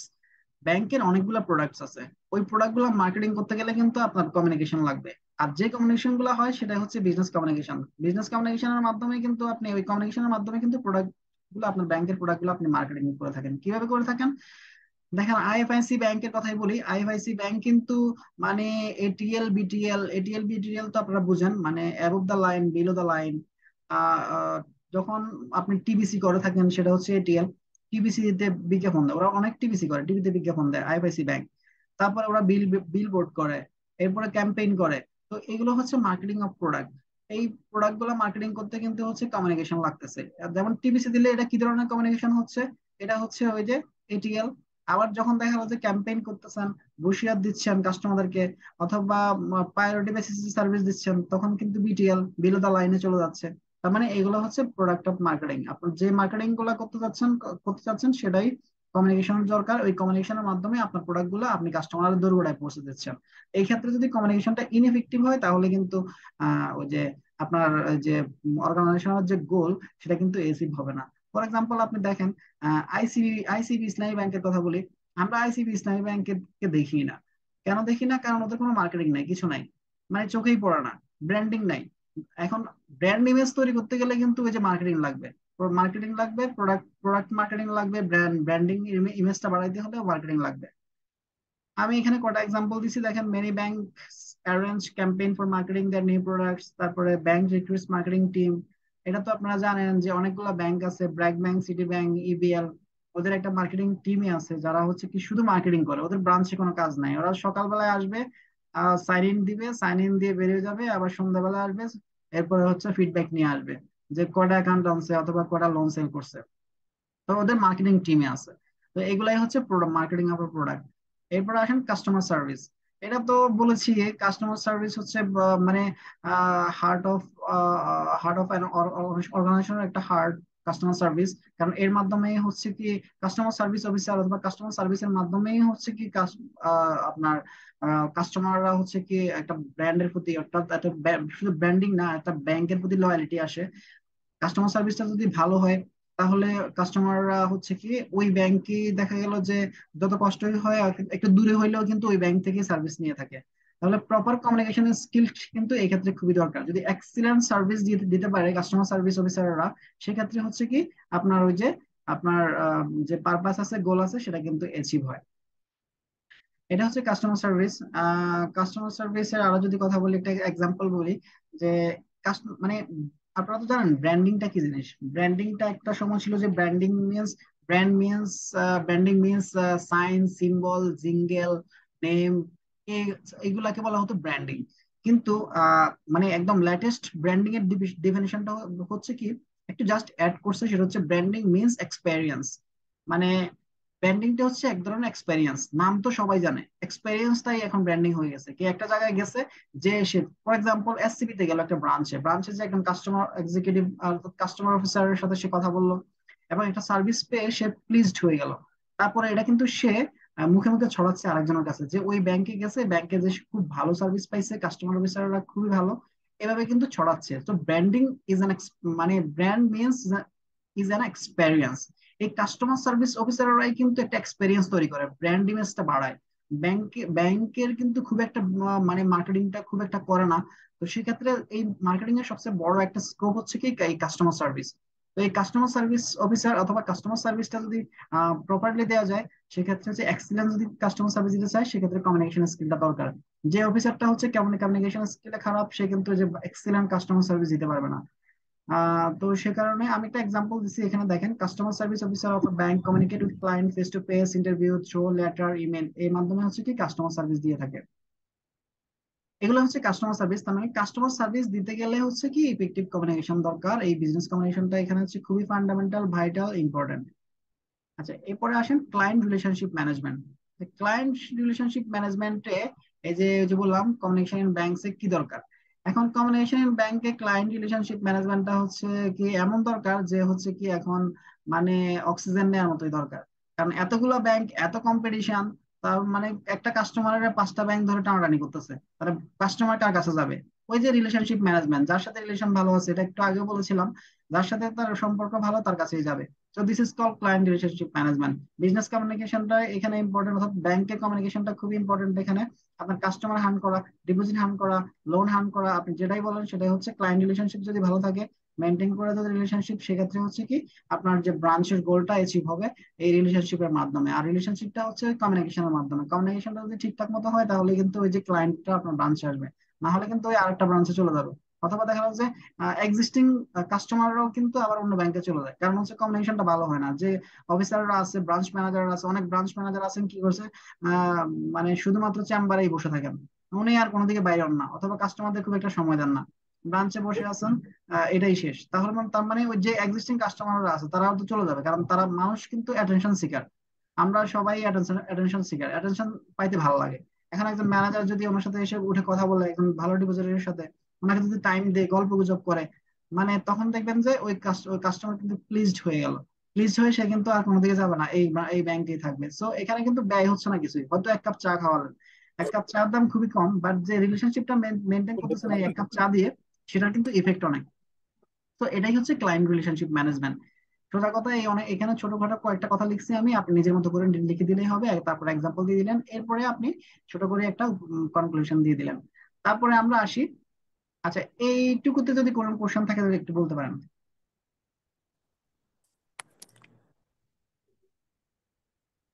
আপনারা একটু মাঝে মাঝে কথা বলেন, নাহলে তো আমি বুঝবো না আপনারা শুনতে পাচ্ছেন কিনা বা বুঝতে না, পারছেন কিনা। ঠিক আছে, বুঝতে পারছি। না ভাই, বোঝা যায়। এগুলো আসলে প্রত্যেক দিন বিজনেস কমিউনিকেশনটা হচ্ছে কি, মানে যতগুলো 11টা সাবজেক্ট আছে, 12টা সাবজেক্ট আছে ব্যাংকিং ডিপ্লোমার ভিতরে, আর এই বিজনেস কমিউনিকেশনটা হচ্ছে একবারে প্রত্যেক দিন আপনি করে থাকেন। মানে এটা হচ্ছে ওতপ্রোত ভাবে আপনার কাজের সাথে প্রতিদিন রিলেটেড, সে কারণে এটা খুবই ইজি। বাট একটু আপনি একটু কনসেন্ট্রেট করলে, একটু বুঝলেই কিন্তু এই এটা একবারই পরীক্ষা দিবেন, একবারই পাস করে ফেলবেন। বাট একটু জাস্ট পড়ে যাবেন, মানে গুছাই পড়ে যাওয়া, গুছানো। তো গুছানোটা তো আমি গুছাই দিলাম, জাস্ট আপনি পড়ে যাবেন একটু। তারপরে হলো, আর দেখেন, এবারে আসি আমরা প্রিন্সিপাল অফ বিজনেস কমিউনিকেশনস। এটা কিন্তু প্রায় আসে পরীক্ষায়, আপনাদেরও আসতে পারে, কিন্তু এটা মাথায় রাখেন, এটা প্রায় আসে এবং এটা খুবই কমন একটা কোশ্চেন পরীক্ষার জন্য। যে এটা আসতে পারে এইভাবে, প্রিন্সিপাল অফ বিজনেস কমিউনিকেশন হিসেবে আসতে পারে, অথবা আসতে পারে what are the 7 C's of business communication. Business কমিউনিকেশনের 7 C কি কি, এবং বা describe those 7 C's of business communication, এইভাবে আসতে পারে। তো 7 C আসুক আর প্রিন্সিপাল আসুক, যেটাই আসুক, আনসার এইটাই। এখন এই C 7টা কারা, তাহলে শুরুতেই কিন্তু আপনি একটা গ্রাফ দিয়ে দেখা দিলেন এই 7 C হচ্ছে এরা, তারপরে একটু ডিসক্রাইব করলাম। এখন এখানে আসেন, প্রিন্সিপাল অফ শুরুতেই আছে principal of clarity. Principal of clarity কোনটা? প্রিন্সিপাল অফ ক্লারিটি মানে এতক্ষণ তো আপনি আপনারা শিখছেন যে বিজনেস কমিউনিকেশন কি, কমিউনিকেশন কি, বিজনেস কমিউনিকেশন কি কাজে লাগে, কি জন্য দরকার, ব্যাংকে কি জন্য দরকার, ওভারঅল ব্যাংকের জন্য কি দরকার, সবকিছু এখন আপনারা জানেন। এখন এই যে কমিউনিকেট গুলো আপনারা করবেন, যে এখানে কিভাবে করবেন, তার কিছু প্রিন্সিপাল আছে, নীতি আছে। এই নীতিগুলা কি? এর ভিতরে 1 নাম্বার হচ্ছে কি principal of clarity. Clarity means হচ্ছে কি, আপনি যে কমিউনিকেটটা করবেন, যে মেসেজটা দিবেন, এটা হইতে হবে ক্লিয়ার এন্ড রেলেভেন্ট। মানে হচ্ছে পরিষ্কার হইতে হবে, রেলেভেন্ট হইতে হবে, তাহলে হচ্ছে কি আপনার কমিউনিকেশনটা ইফেক্টিভ হবে। সেক্ষেত্রে আমি দেখছি কি, আপনি যখন কমিউনিকেট করবেন, সেটা হচ্ছে মানে কোনো মানে দুর্ভেদ্য ওয়ার্ড ইউজ না করা, তারপরে হচ্ছে মানে সিম্পল ল্যাঙ্গুয়েজ ব্যবহার করা, এগুলো হচ্ছে ক্লারিটি। মানে হচ্ছে আপনি যত যত সহজে কমিউনিকেটটা করা যায়। কারণ আমরা এখানে কোনো বিজনেস পারপাস অ্যাচিভ করতে যাই, আমরা এখানে আমাদের মানে ওই পণ্ডিত্য দেখানোর জায়গা না, এটা হচ্ছে কি কাস্টমারকে কনভিন্স করার জায়গা, কাস্টমারকে সার্ভিস দেওয়ার জায়গা। তো তাহলে এই কাস্টমারকে সার্ভিস দিতে গেলে, আমি আইবিএ থেকে পড়ে আসছি, একজনে বললো আমি এনএসইউ থেকে পড়ে আসছি, আরেকজন বললো বুয়েট থেকে পড়ে আসছি, এখানে ব্যাংকিং করতেছি, তার মানে আমি তো এখানে অনেক মানে দুর্বোধ্য ভোকাবুলারি ইউজ করবো, আমি আইএলটিএস এ ব্যান্ড স্কোর 8.5 পাইছি, আমি এখন একটা চিঠি লিখবো একবারে মানে হাই লেভেলের ভোকাবুলারি ইউজ করে, তাহলে কিন্তু এখানে ওই ক্লারিটিটা হলো না। কারণ আপনি ওই মানে আপনার পাণ্ডিত্য দেখানোর জন্য কাস্টমারকে চয়েস করা আপনার ঠিক না। কাস্টমারকে চয়েস করতে হবে হচ্ছে কি একবারে ইজি ওয়ার্ড। যেমন আমি এখানে একটা এক্সাম্পল দিচ্ছি, যে use home instead of domicile. ডোমিসাইলের পরিবর্তে আপনি হোম ইউজ করলেন, কাস্টমার বুঝে গেল। Use show instead of demonstrate. Demonstrate একটু কঠিন ওয়ার্ড, শোটা হচ্ছে সব সহজ ওয়ার্ড। তো এভাবেই ব্যাপারটা হচ্ছে, এভাবেই মানে আপনি সহজ ওয়ার্ড গুলা ইউজ করলেন। এটাই হচ্ছে প্রিন্সিপাল অফ ক্লারিটি। তারপরে আসেন principle of completeness. Principal of completeness কোনটা? প্রিন্সিপাল অফ কমপ্লিটনেস হচ্ছে ওই যে আপনি যে কমিউনিকেশনটা করবেন, সেই কমিউনিকেশনটা যেন কমপ্লিট হয়। মানে কমিউনিকেশনটার ভিতরে কোনো মানে ল্যাপসেস না থাকে, যাতে আবার ওই একটা কমিউনিকেশন করলেন, তারপরে আবার দেখা গেল যে ওই যে রিসিভার এন্ডে আছে, সে আবার আপনার কাছে আসতে হলো, সে অথবা আবার আপনাকে আরেকটা মেল দিতে হলো, সে অথবা আবার আপনাকে আরেকটা কল দিয়ে ক্লারিফাই করতে হলো যে আসলে এই জিনিসটা তো আমি বুঝি নাই। তো কমপ্লিটনেস হচ্ছে কি, আপনি কমিউনিকেশনটা করবেন, সেটা অবশ্যই কমপ্লিট হতে হবে, ক্লিয়ার হতে হবে, এবং এটা হচ্ছে ইফেক্টিভ কমিউনিকেশনের জন্য খুবই ইম্পর্টেন্ট। এখন এটা একটা এক্সাম্পল দিই প্রিন্সিপাল অফ কমপ্লিটনেস এর। ধরেন আপনি একটা মেইল করলেন, কোথায় মেইল করলেন? জিএসডি তে, অথবা আপনার লজিস্টিক্স ডিপার্টমেন্টে বললেন কি, মেইলটা লিখলেন কি, we need 50 account opening form. এটা লিখে আপনি ডিএসডি তে পাঠিয়ে দিলেন। পাঠিয়ে দেওয়ার পরে এটা কিন্তু এটা কিন্তু কে বলবেন এটা কি একটা কমপ্লিট কমিউনিকেশন নাকি কমপ্লিট না?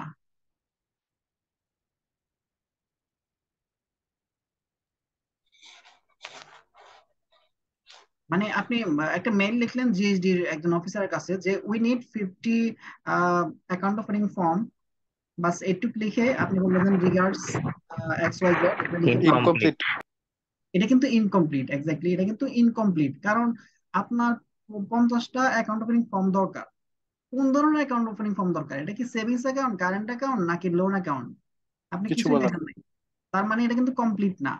আপনি যদি লিখতেন যে we need 50 account opening forms are as follows দিয়ে, যে 10টা হচ্ছে আপনার সিডি অ্যাকাউন্ট, 20টা সেভিংস অ্যাকাউন্ট, তারপর আর 20টা লোন অ্যাকাউন্ট, এটা লিখে তারপর দিয়ে দিলেন, এটা কিন্তু হচ্ছে কমপ্লিট হয়ে গেল। কমপ্লিট হয়ে আবার এটাও লিখে দিলেন সাথে যে we need those account opening form before date as on এত অথবা অ্যাজ অন এত দিয়ে দিলেন, তার মানে কমপ্লিট হয়ে গেল, অর্থাৎ আপনার এই কমিউনিকেশনটা ইফেক্টিভ। সেক্ষেত্রে ওই জিএসডি অফিসার আপনাকে আবার ফোন দিয়ে ক্লারিফাই করা লাগবে না যে ভাই এটা কয়টা লাগবে, কি কি ফর্ম লাগবে। সেক্ষেত্রে কি কটা গাইডলাইন আছে, এই গাইডলাইন গুলো হচ্ছে এইটা। যেমন আপনি যখন একটা মেসেজ সেন্ডারকে পাঠাবেন, মানে কমিউনিকেট করবেন, সেক্ষেত্রে হচ্ছে ওই যে মেসেজটা দুইবার করে পড়বেন, যে প্রথমে রেডি করলেন, তারপর একটা চেক প্রুফ রিড যেটাকে আমরা বলি, একটা প্রুফ রিড দিলেন। তারপর হচ্ছে make sure about the recipient, যে পাবে তার সম্পর্কে কিন্তু আবার জানতে হবে। এখন আপনি মেইলটা লিখতেছেন জিএসডির একজন অফিসারকে, তাইলে লিখতে পারলেন ডিয়ার সাখাওয়াত ভাই, কিন্তু যদি লিখতেছেন জিএসডির হেড কে অথবা লজিস্টিক্স এর হেড কে, তখন তো আবার ডিয়ার সাখাওয়াত ভাই লিখলে হবে না, তখন তো সাখাওয়াত হয়ে আছে জিএসডির হেড, তখন লিখতে হবে ডিয়ার স্যার অথবা স্যার। তো রিসিপিয়েন্ট সম্পর্কে কিন্তু জানতে হবে রিসিপিয়েন্ট কে। অথবা আপনি একটা কোম্পানির এমডি স্যারকে মেইল করতেছেন যে আপনার আপনার তো যে লোনটা আছে, লোনের ইনস্টলমেন্ট ডিউ হয়ে গেছে, তখন সেক্ষেত্রে রিসিপিয়েন্টটা কিন্তু মানে সেলিব্রেশন কিন্তু খেয়াল রাখতে হবে। All the things should be well ম্যানার্ড, মানে হচ্ছে কি আপনার ম্যানার্ডে থাকতে হবে, মানে অফিসিয়াল ইটিকেটটা থাকতে হবে আপনার কমিউনিকেশনের ভিতরে। Keep the message short and sweet, মানে হচ্ছে কি যাতে সহজে আন্ডারস্ট্যান্ড করতে পারে, বেশি লেখা কেউ পড়তে চায় না, শর্টেই হচ্ছে কি কমিউনিকেশনটা করা যায়। প্রোভাইড অল নেসেসারি ইনফরমেশন, সব ধরনের ইনফরমেশনটা ওই কমিউনিকেশনের ভিতরে যোগ করতে হবে। যেমন আমরা ওই অ্যাকাউন্ট ওপেনিং এর কথা বলছিলাম, যে এখানে হচ্ছে কি সব ধরনের ইনফরমেশন দিয়ে তারপরে আমরা পাঠিয়েছি। এরপর হলো 3 নাম্বার। 3 নাম্বার আসছেন আসছেন প্রিন্সিপাল অফ কারেক্টনেস। কারেক্টনেস মানে তো আপনারা জানেন অ্যাকিউরেট, মানে হচ্ছে আপনি যে কমিউনিকেশনটা করতেছেন সেটা যেন ঠিকঠাক হয়, অ্যাকিউরেট হয়। যেমন অ্যাকিউরেট কিভাবে হবে না, আর দেখা যায় আপনি ওই যে জিএসডির হেড কে, লজিস্টিক্স এর হেড কে আপনি মেইল লিখলেন, কিন্তু সেখানে 5টা সেন্টেন্স লিখছেন, 5টা সেন্টেন্সে 10টা গ্রামাটিক্যাল মিস্টেক্স আছে। তো উনি তো মনে মনে হাসবেন, আবার একটু রাগান্বিত হবেন যে আমার এই অফিসে কি করে এখানে বসে বসে, এই যে সে মানে একটা মানে যোগ্যতার একটা কোশ্চেন তুলে বলবে যে এই সামান্য এই 5টা লাইনে 10টা গ্রামাটিক্যাল মিস্টেক্স কেমনে করতে পারলো। তো এটা হচ্ছে কি কারেক্টনেস হলো না কিন্তু। তো কারেক্টনেস যখন মানে একটা কমিউনিকেশন ইফেক্টিভ হতে গেলে অবশ্যই কারেক্ট হতে হবে, মানে মিস্টেক করা যাবে না। বানান স্পেলিং, যে স্পেলিং ভুলের একটা বিষয় আছে, স্পেলিং ভুলটা করা যাবে না। এইগুলাই হচ্ছে প্রিন্সিপাল অফ কারেক্টনেস। এবং এই প্রিন্সিপাল অফ কারেক্টনেস এর কয়টা গাইডলাইন আছে, সেগুলো হচ্ছে কি sending the message at the correct time. Correct টাইমের একটা এক্সাম্পল দিই, ওই যে কিছুক্ষণ আগে আমরা বলছিলাম আমাদের যে 50টা অ্যাকাউন্ট ওপেনিং ফর্ম দরকার। এখন আপনি সব ঠিকঠাক কমপ্লিট, মানে প্রিন্সিপাল অফ কমপ্লিট আপনি মেনটেন করছেন, কিন্তু আপনার শেষে যে লিখছেন যে we need those account opening form by tomorrow, মানে হচ্ছে আগামীকালকে কিন্তু আমাদের এই ইয়েগুলো অ্যাকাউন্ট ওপেনিং ওপেনিং ফর্ম গুলো দরকার। কিন্তু মেইলটা সেন্ড করছেন কোন সময়? বিকেল 5টায়। আচ্ছা বিকেল 5টায় যদি আপনি ওই মেইলটা সেন্ড করেন, তাহলে ওই জিএসটির লোকগুলা কি বাসায় যাবে নাকি আপনাকে আপনার ওই যে ফর্ম গুলো রেডি করে আপনাকে কুরিয়ার ধরাবে? নিশ্চয় পারবে না কালকের ভিতরে। তার মানে আপনাকে কারেক্ট টাইমে পাঠাতে হবে। আপনি যদি কালকে যদি অ্যাকাউন্ট ওপেনিং ফর্ম গুলো দরকার হয়, তাহলে 11টার ভিতরে আপনার রিকোয়েশনটা দিয়ে দিতে হবে। তার মানে সে এই ফর্ম গুলো রেডি করে ওই বিকেলের ভিতরে কুরিয়ার ধরা দিবে, পরের দিন আপনি পেয়ে যাবেন। This is call sending the message at correct time, মানে আপনার কারেক্ট টাইমে মেসেজটা দিতে হবে। Sending the message in correct style, স্টাইলটাও ফলো করতে হবে, আপনার অফিসিয়াল যে নর্মস আছে, ম্যানার আছে, সেটা ফলো করতে হবে। এরপরে check accuracy of figure fact and words before transmitting them. এখানে ওই যে অ্যাকুরেসি ফিগার, অ্যাকুরেসি গুলো ফিগারটা, মানে ওই যে 50টা বললেন, 50টা চেক করলেন, 50টা দরকার না 500টা দরকার? আপনি 50টা দরকার দিয়ে দিয়েছেন 500টা ভুলে, এবং মেইলটা পাঠিয়ে দিয়েছেন, চলে আসলো 500টা। এবার কি করলো, ম্যানেজারের বোকা খাইলেন, তার মানে অনেক ফিগার গুলো চেক করতে হবে, চেক না করলে কিন্তু আবার মানে ওই ধরা খেয়ে গেলেন। এটাই হচ্ছে ফিগার চেক করা, ফ্যাক্ট চেক করা, ওয়ার্ড বিফোর ট্রান্সফার এক্সাম, মানে পাঠানোর আগে এগুলো চেক করা, এগুলো হচ্ছে গাইডলাইন। কিসের গাইডলাইন? কারেক্টনেস এর গাইডলাইন। আপনার কমিউনিকেশনটা অবশ্যই কারেক্ট হতে হবে। এরপর আসেন principle of conciseness. Conciseness, principle of conciseness means হচ্ছে কি, সংক্ষিপ্তভাবে আপনার মানে ওই যে কমিউনিকেশনটা খুব সহজভাবে সংক্ষিপ্তভাবে বুঝাই দেয়া। কমিউনিকেশনটা ইফেক্টিভ করা হচ্ছে কি, একবারে ফিউয়েস্ট ওয়ার্ড ইউজ করে কমিউনিকেশনটা করা। যত কম ওয়ার্ড ইউজ করে আপনি কমিউনিকেশনটা করতে পারেন ততই ভালো। ইট সেভস টাইম, মানে আপনারও সেভ, টাইম সেভ করবে। অন দি আদার হ্যান্ড, ওই যে আপনার অন্য প্রান্তে যে বসে আছে যে রিসিভ করবে তারও কিন্তু টাইম সেভ করবে এট দ্য সেম টাইম। তাহলে হচ্ছে কি, কনসাসনেসটা হচ্ছে কি, আপনি যত সহজে ছোট করে আপনার কমিউনিকেশনটা করা যায় সেটা হচ্ছে প্রিন্সিপাল অফ কনসাসনেস। এখানে আমি কটা এক্সাম্পল দিচ্ছি, একটু দেখে নিন। তারপর আসেন প্রিন্সিপাল অফ কনক্রিটনেস। কনক্রিট মানে হচ্ছে এক্সাক্টনেস, মানে আপনার আপনি যে কমিউনিকেশনটা করবেন সেটা যেন এক্সাক্ট হয়, স্পেসিফিক হয়, ডেফিনেট হয়, একবারে মানে আপনি যেটা বলতে চাচ্ছেন সেটাই হচ্ছে এক্সাক্ট। মানে বিজনেস কমিউনিকেশন যখন আপনি করবেন তখন আপনি যেটাই বলবেন সেটা হবে মানে একদম ক্লিয়ার আন্ডারস্ট্যান্ডিং হবে। কারণ এখানে কোনো জড়তা থাকবে না, এখানে কোনো মানে ইনফরমেশনের ডিস্টরশন যেটা, বিকৃতি যেটা, সেটা যেন না হয়। অর্থাৎ কনক্রিট হইতে হবে। কনক্রিট মানে আপনার যে এক্সাক্ট, মানে যেটা আপনি জানতে চাচ্ছেন বা ইনফরমেশনটা চাচ্ছেন অথবা ইনফরমেশনটা জানাতে চাচ্ছেন সেটা যেন আপনি এক্সাক্ট করে বলে দিতে পারেন। এখানে আমি একটা, অথবা আমরা আগের এক্সাম্পলটা আমরা দিই। আমরা ওই যে লজিস্টিক ডিপার্টমেন্টের সাথে যোগাযোগ করছিলাম, কি দরকার আমাদের? আমাদের অ্যাকাউন্ট ওপেনিং ফর্ম দরকার। কটা দরকার? 50টা দরকার। That means this is exactness. মানে ওই যে 50টা অ্যাকাউন্ট ওপেনিং ফর্ম দরকার, এটা হচ্ছে এক্সাক্ট। আচ্ছা, কখন দরকার? ওই যে বললাম বাই টুমরো। এটা কিন্তু স্পেসিফিক, মানে কিন্তু আপনি স্পেসিফিক করে দিচ্ছেন যে এই 50টা অ্যাকাউন্ট ওপেনিং ফর্ম দরকার আগামীকালকের ভিতরে। আচ্ছা, আমি এখানে একটা এক্সাম্পল দিচ্ছি যে please bring this 5 documents for opening an account.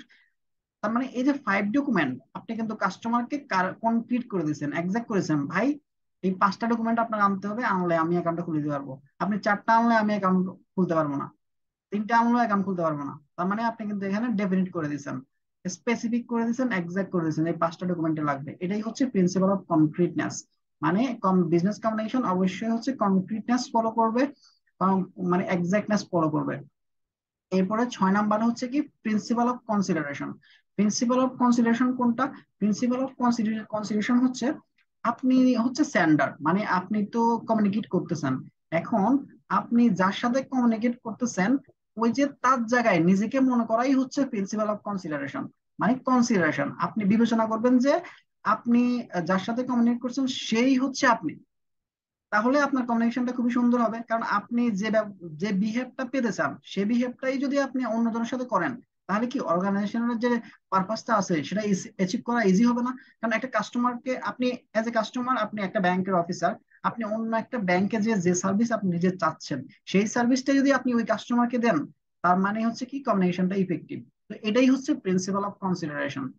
আমি একটা এক্সাম্পল দিয়েছিলাম যে focus on you instead of I. আচ্ছা, এক্ষেত্রে এটা কেন দিছি? এটা হচ্ছে দেখেন, আমরা অনেক সময় কাস্টমারদেরকে কনভিন্স করার সময় বলি যে আমি আপনাকে বলতেছি, এরকম যে আমি আপনাকে বলতেছি এটা আপনার জন্য ভালো হবে এই টাইপের। কিন্তু এটা না বলে আপনি জাস্ট ওনাকে বলেন যে আপনি বেনিফিটেড হবেন, মানে আমি বলতেছি আপনি বেনিফিটেড হবেন এই ব্যাপারটা না। বরঞ্চ আমি বলতেছি যে আমি এটা না বলি যে আপনি এই সার্ভিসটা যদি নিয়ে থাকেন বা আমাদের এই সার্ভিসটা, এই প্রোডাক্টটা যদি আপনি নিয়ে থাকেন তাহলে আপনি কিন্তু অনেক বেনিফিট পাবেন, আপনি বেনিফিটেড হবেন। মানে ওনাকে ওনাকে আমরা এম্পাসাইজ করতেছি, ওনাকে ফোকাস করতেছি, ওনার প্রফিটটা দেখাচ্ছি। So this is call principal of consideration. মানে অন্য প্রান্তে কে আছে তাকে এম্পাসাইজ করা, তাকে হচ্ছে কি হাইলাইট করা, এটাই হচ্ছে প্রিন্সিপাল অফ কনসিডারেশন। এখানে কি কি আছে? এখানে কতগুলো গাইডলাইন আছে আপনি দিতে পারেন। সেটা হচ্ছে use kind words to win the heart of the receiver, consider his needs in your mind, be pleasant while drafting a message. এই কথাবার্তা এগুলো আমরা বুঝবেন, এগুলো অলরেডি আলোচনা করছি। তারপরে আমরা 7 নাম্বারে আসি। 7 নাম্বারে হচ্ছে প্রিন্সিপাল অফ কার্টেজি। কার্টেজি মিন্স মানে হচ্ছে politeness, polite behaviour, good manner. মানে আপনি একটা কমিউনিকেট করলেন, কমিউনিকেটটা যেন অ্যাব্রাপ্ট না হয়, কমিউনিকেটটা অকওয়ার্ড না হয়, মানে কমিউনিকেটটা যেন কমিউনিকেশনটা যেন হচ্ছে কি পোলাইটলি হয়। আপনার আপনার যে ব্যাংকে যে ইটিকেট আছে, ম্যানার আছে, তার সাথে যায়। এই যাওয়াটাই হচ্ছে প্রিন্সিপাল অফ কার্টেসি। যেমন একটা মেইল লিখি আমরা, মেইল লিখে নিচে, যখন আমরা একটা সিনিয়র স্যারকে মেইল লিখি, তখন কি নিচে দিয়ে লিখি যে সিনসিয়ারলি ইউরস। সো এটা এক ধরনের কার্টেসি। লিখতেছি dear sir, hope you are doing well. তার মানে এটা হচ্ছে একটা কার্টেসি। শুরুতে আমরা একটা মানে গুডউইল দিয়ে শুরু করতেছি, এটাও এক ধরনের কার্টেসি। তারপরে হচ্ছে একজন হেড অফ দ্য ডিপার্টমেন্ট একটা মেল দিয়েছে আমাদেরকে, অথবা একটা চিঠি দিচ্ছে অডিট টিম, এটা দ্রুত রেসপন্স করাই হচ্ছে কার্টেসি। মানে হচ্ছে ওনাদেরকে আপনি রেসপন্সটা দ্রুত করলেন, এটা হচ্ছে কার্টেসি। এখন এখানে কতগুলো এক্সাম্পল আমি দিয়েছি কার্টেসির। কি? Answer the letter promptly. ওই যে বললাম, একজন আপনার ঊর্ধ্বতন কর্মকর্তা আপনাকে মেইল করলো অথবা লেটার পাঠালো, আপনি তাড়াতাড়ি হচ্ছে রিপ্লাই দিয়ে হচ্ছে কার্টেসি। আবার be sincere, tactful and thoughtful. মানে যখন ওই যে লেটারটা পাঠালেন, সেক্ষেত্রে সিনসিয়ার হইতে হবে। আবার ট্যাক্টফুল মানে একটু কৌশলী হইতে হবে, চিন্তাশীল হইতে হবে। কারণ কিছু একটা জাস্ট উনি চাইলো, আপনি দিয়ে দিলেন, হলো না। এটা আসলে এটার ইফেক্ট কি হবে সেটাও কিন্তু চিন্তা করতে হবে। তারপরে অ্যাভয়েড অ্যাঙ্গার। এখানে এখানে কোনো কিন্তু কোনো অ্যাঙ্গার দেখানো যাবে না। হঠাৎ দেখা গেলো যে হেড অফ বিজনেস আপনাকে মেল দিছে যে আধা ঘন্টার ভিতরে আপনার 1 মাসের বিজনেস প্ল্যান দেন। তো আধা ঘন্টার ভিতরে আসলে কিন্তু বিজনেস প্ল্যান মেক করা কঠিন। এক্ষেত্রে যদি আপনি অ্যাঙ্গার দেখান যে মেইলের ভিতরে লেখার সময়, তো সেক্ষেত্রে কিন্তু কার্টেজি হইলো না। তো আর তারপরে আরো আছে অ্যাভয়েড ইরিটেশন। তারপরে আছে use expression that shows respect. এই যে ওই যে বললাম ডিয়ার স্যার, এইসব গুলো বললেন, hope you are doing well, এগুলো এটার ভিতরে পড়ে। তো তার মানে এই দেখেন 7টা সি আমরা আলোচনা করছি। এই 7টা সি যদি কারো যদি সমস্যা থাকে একটু বলেন, এটা কিন্তু খুব ইম্পর্টেন্ট, এটা কিন্তু পরীক্ষা আসতে পারে।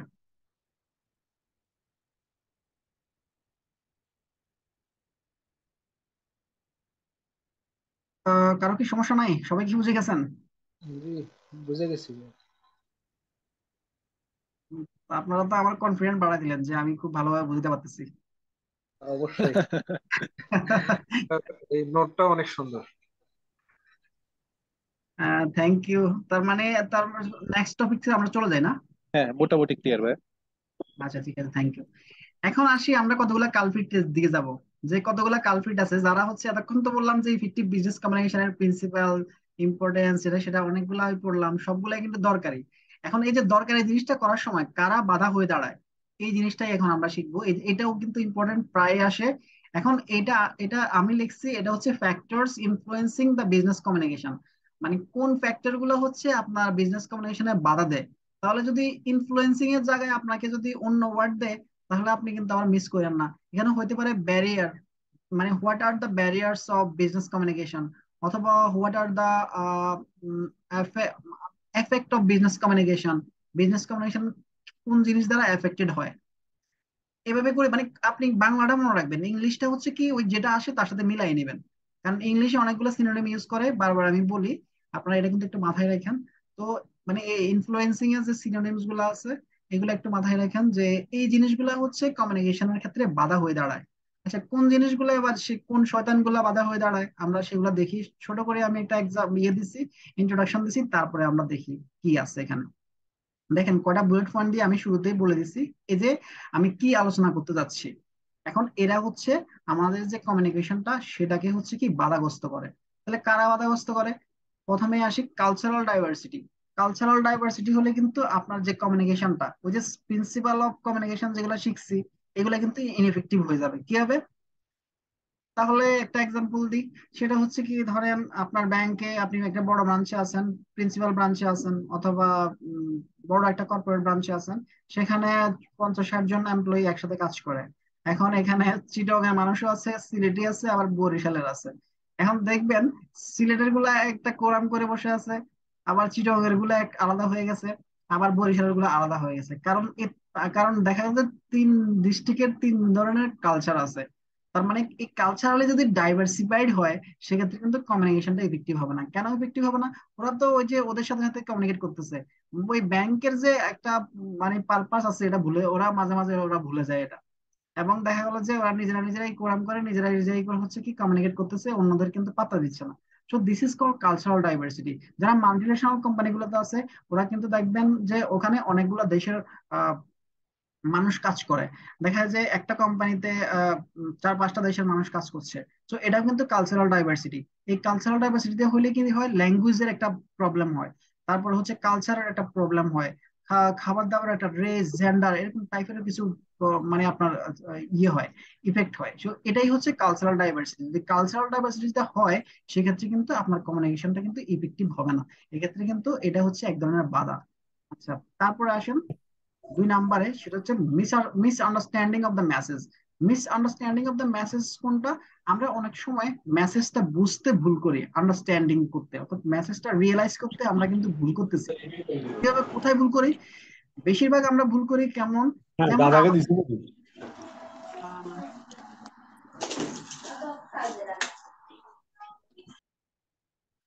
আচ্ছা, ওনাকে মিউট করে দিয়েছি, হ্যাঁ। এখন দেখেন, মিসআন্ডারস্ট্যান্ডিং অফ মেসেজ, মিসআন্ডারস্ট্যান্ডিং হচ্ছে কোথায় কোথায় হয়। যেমন একটা ব্যাংকে, আমি কিন্তু ব্যাংকেরই এক্সাম্পল দিয়ে থাকি, কারণ যেহেতু ব্যাংকিং রিলেটেড, আপনারা এক্সাম্পল গুলো চেষ্টা করবেন ব্যাংক রিলেটেড দেওয়ার জন্য। মিসআন্ডারস্ট্যান্ডিংটা কোথায় হয়? যেমন ব্যাংকে অনেকগুলো ডিপার্টমেন্ট কাজ করে, আইটি ডিপার্টমেন্ট কাজ করে, ফাইন্যান্স ডিপার্টমেন্ট কাজ করে, প্রোডাক্ট ম্যানেজাররা কাজ করেন, তারপরে হচ্ছে কি আপনার জেনারেল ব্যাংকিং এ কাজ করেন, ক্যাশ অফিসার কাজ করেন। এখন এক একজনের ভাষা কিন্তু এক এক রকম, ওদের কিন্তু টেকনিক্যাল ওয়ার্ডস আছে, জার্গনস আছে। তো এগুলো যদি ইউজ করে সেক্ষেত্রে কিন্তু মিসআন্ডারস্ট্যান্ডিংটা হয়। এটার একটা এক্সাম্পল বলি। তো দেখা যায় আমি ব্রাঞ্চে আছি, আমাকে আইটি অফিসার, আমার ব্রাঞ্চের সার্ভারটা ঠিকঠাক মতো কাজ করছিল না। তখন একজন আইটি অফিসারের কাছে আমি কমিউনিকেট করলাম যে আমাদের এই সমস্যা। উনি বললো যে আপনি কমিউনিকেশন র্যাকে যান, কমিউনিকেশন র্যাকে যে ওনার ভাষায় বলতে গেল যে এই এই সুইচ এটাকে আপনি এটা করেন, এটা সেটা করেন, এটা করেন সেটা করেন। আমি কিন্তু বুঝতেছি না আসলে যে ওনার কথা, উনি উনি যে যে যে ল্যাঙ্গুয়েজটা ইউজ করতেছে বা নামগুলো বলতেছে।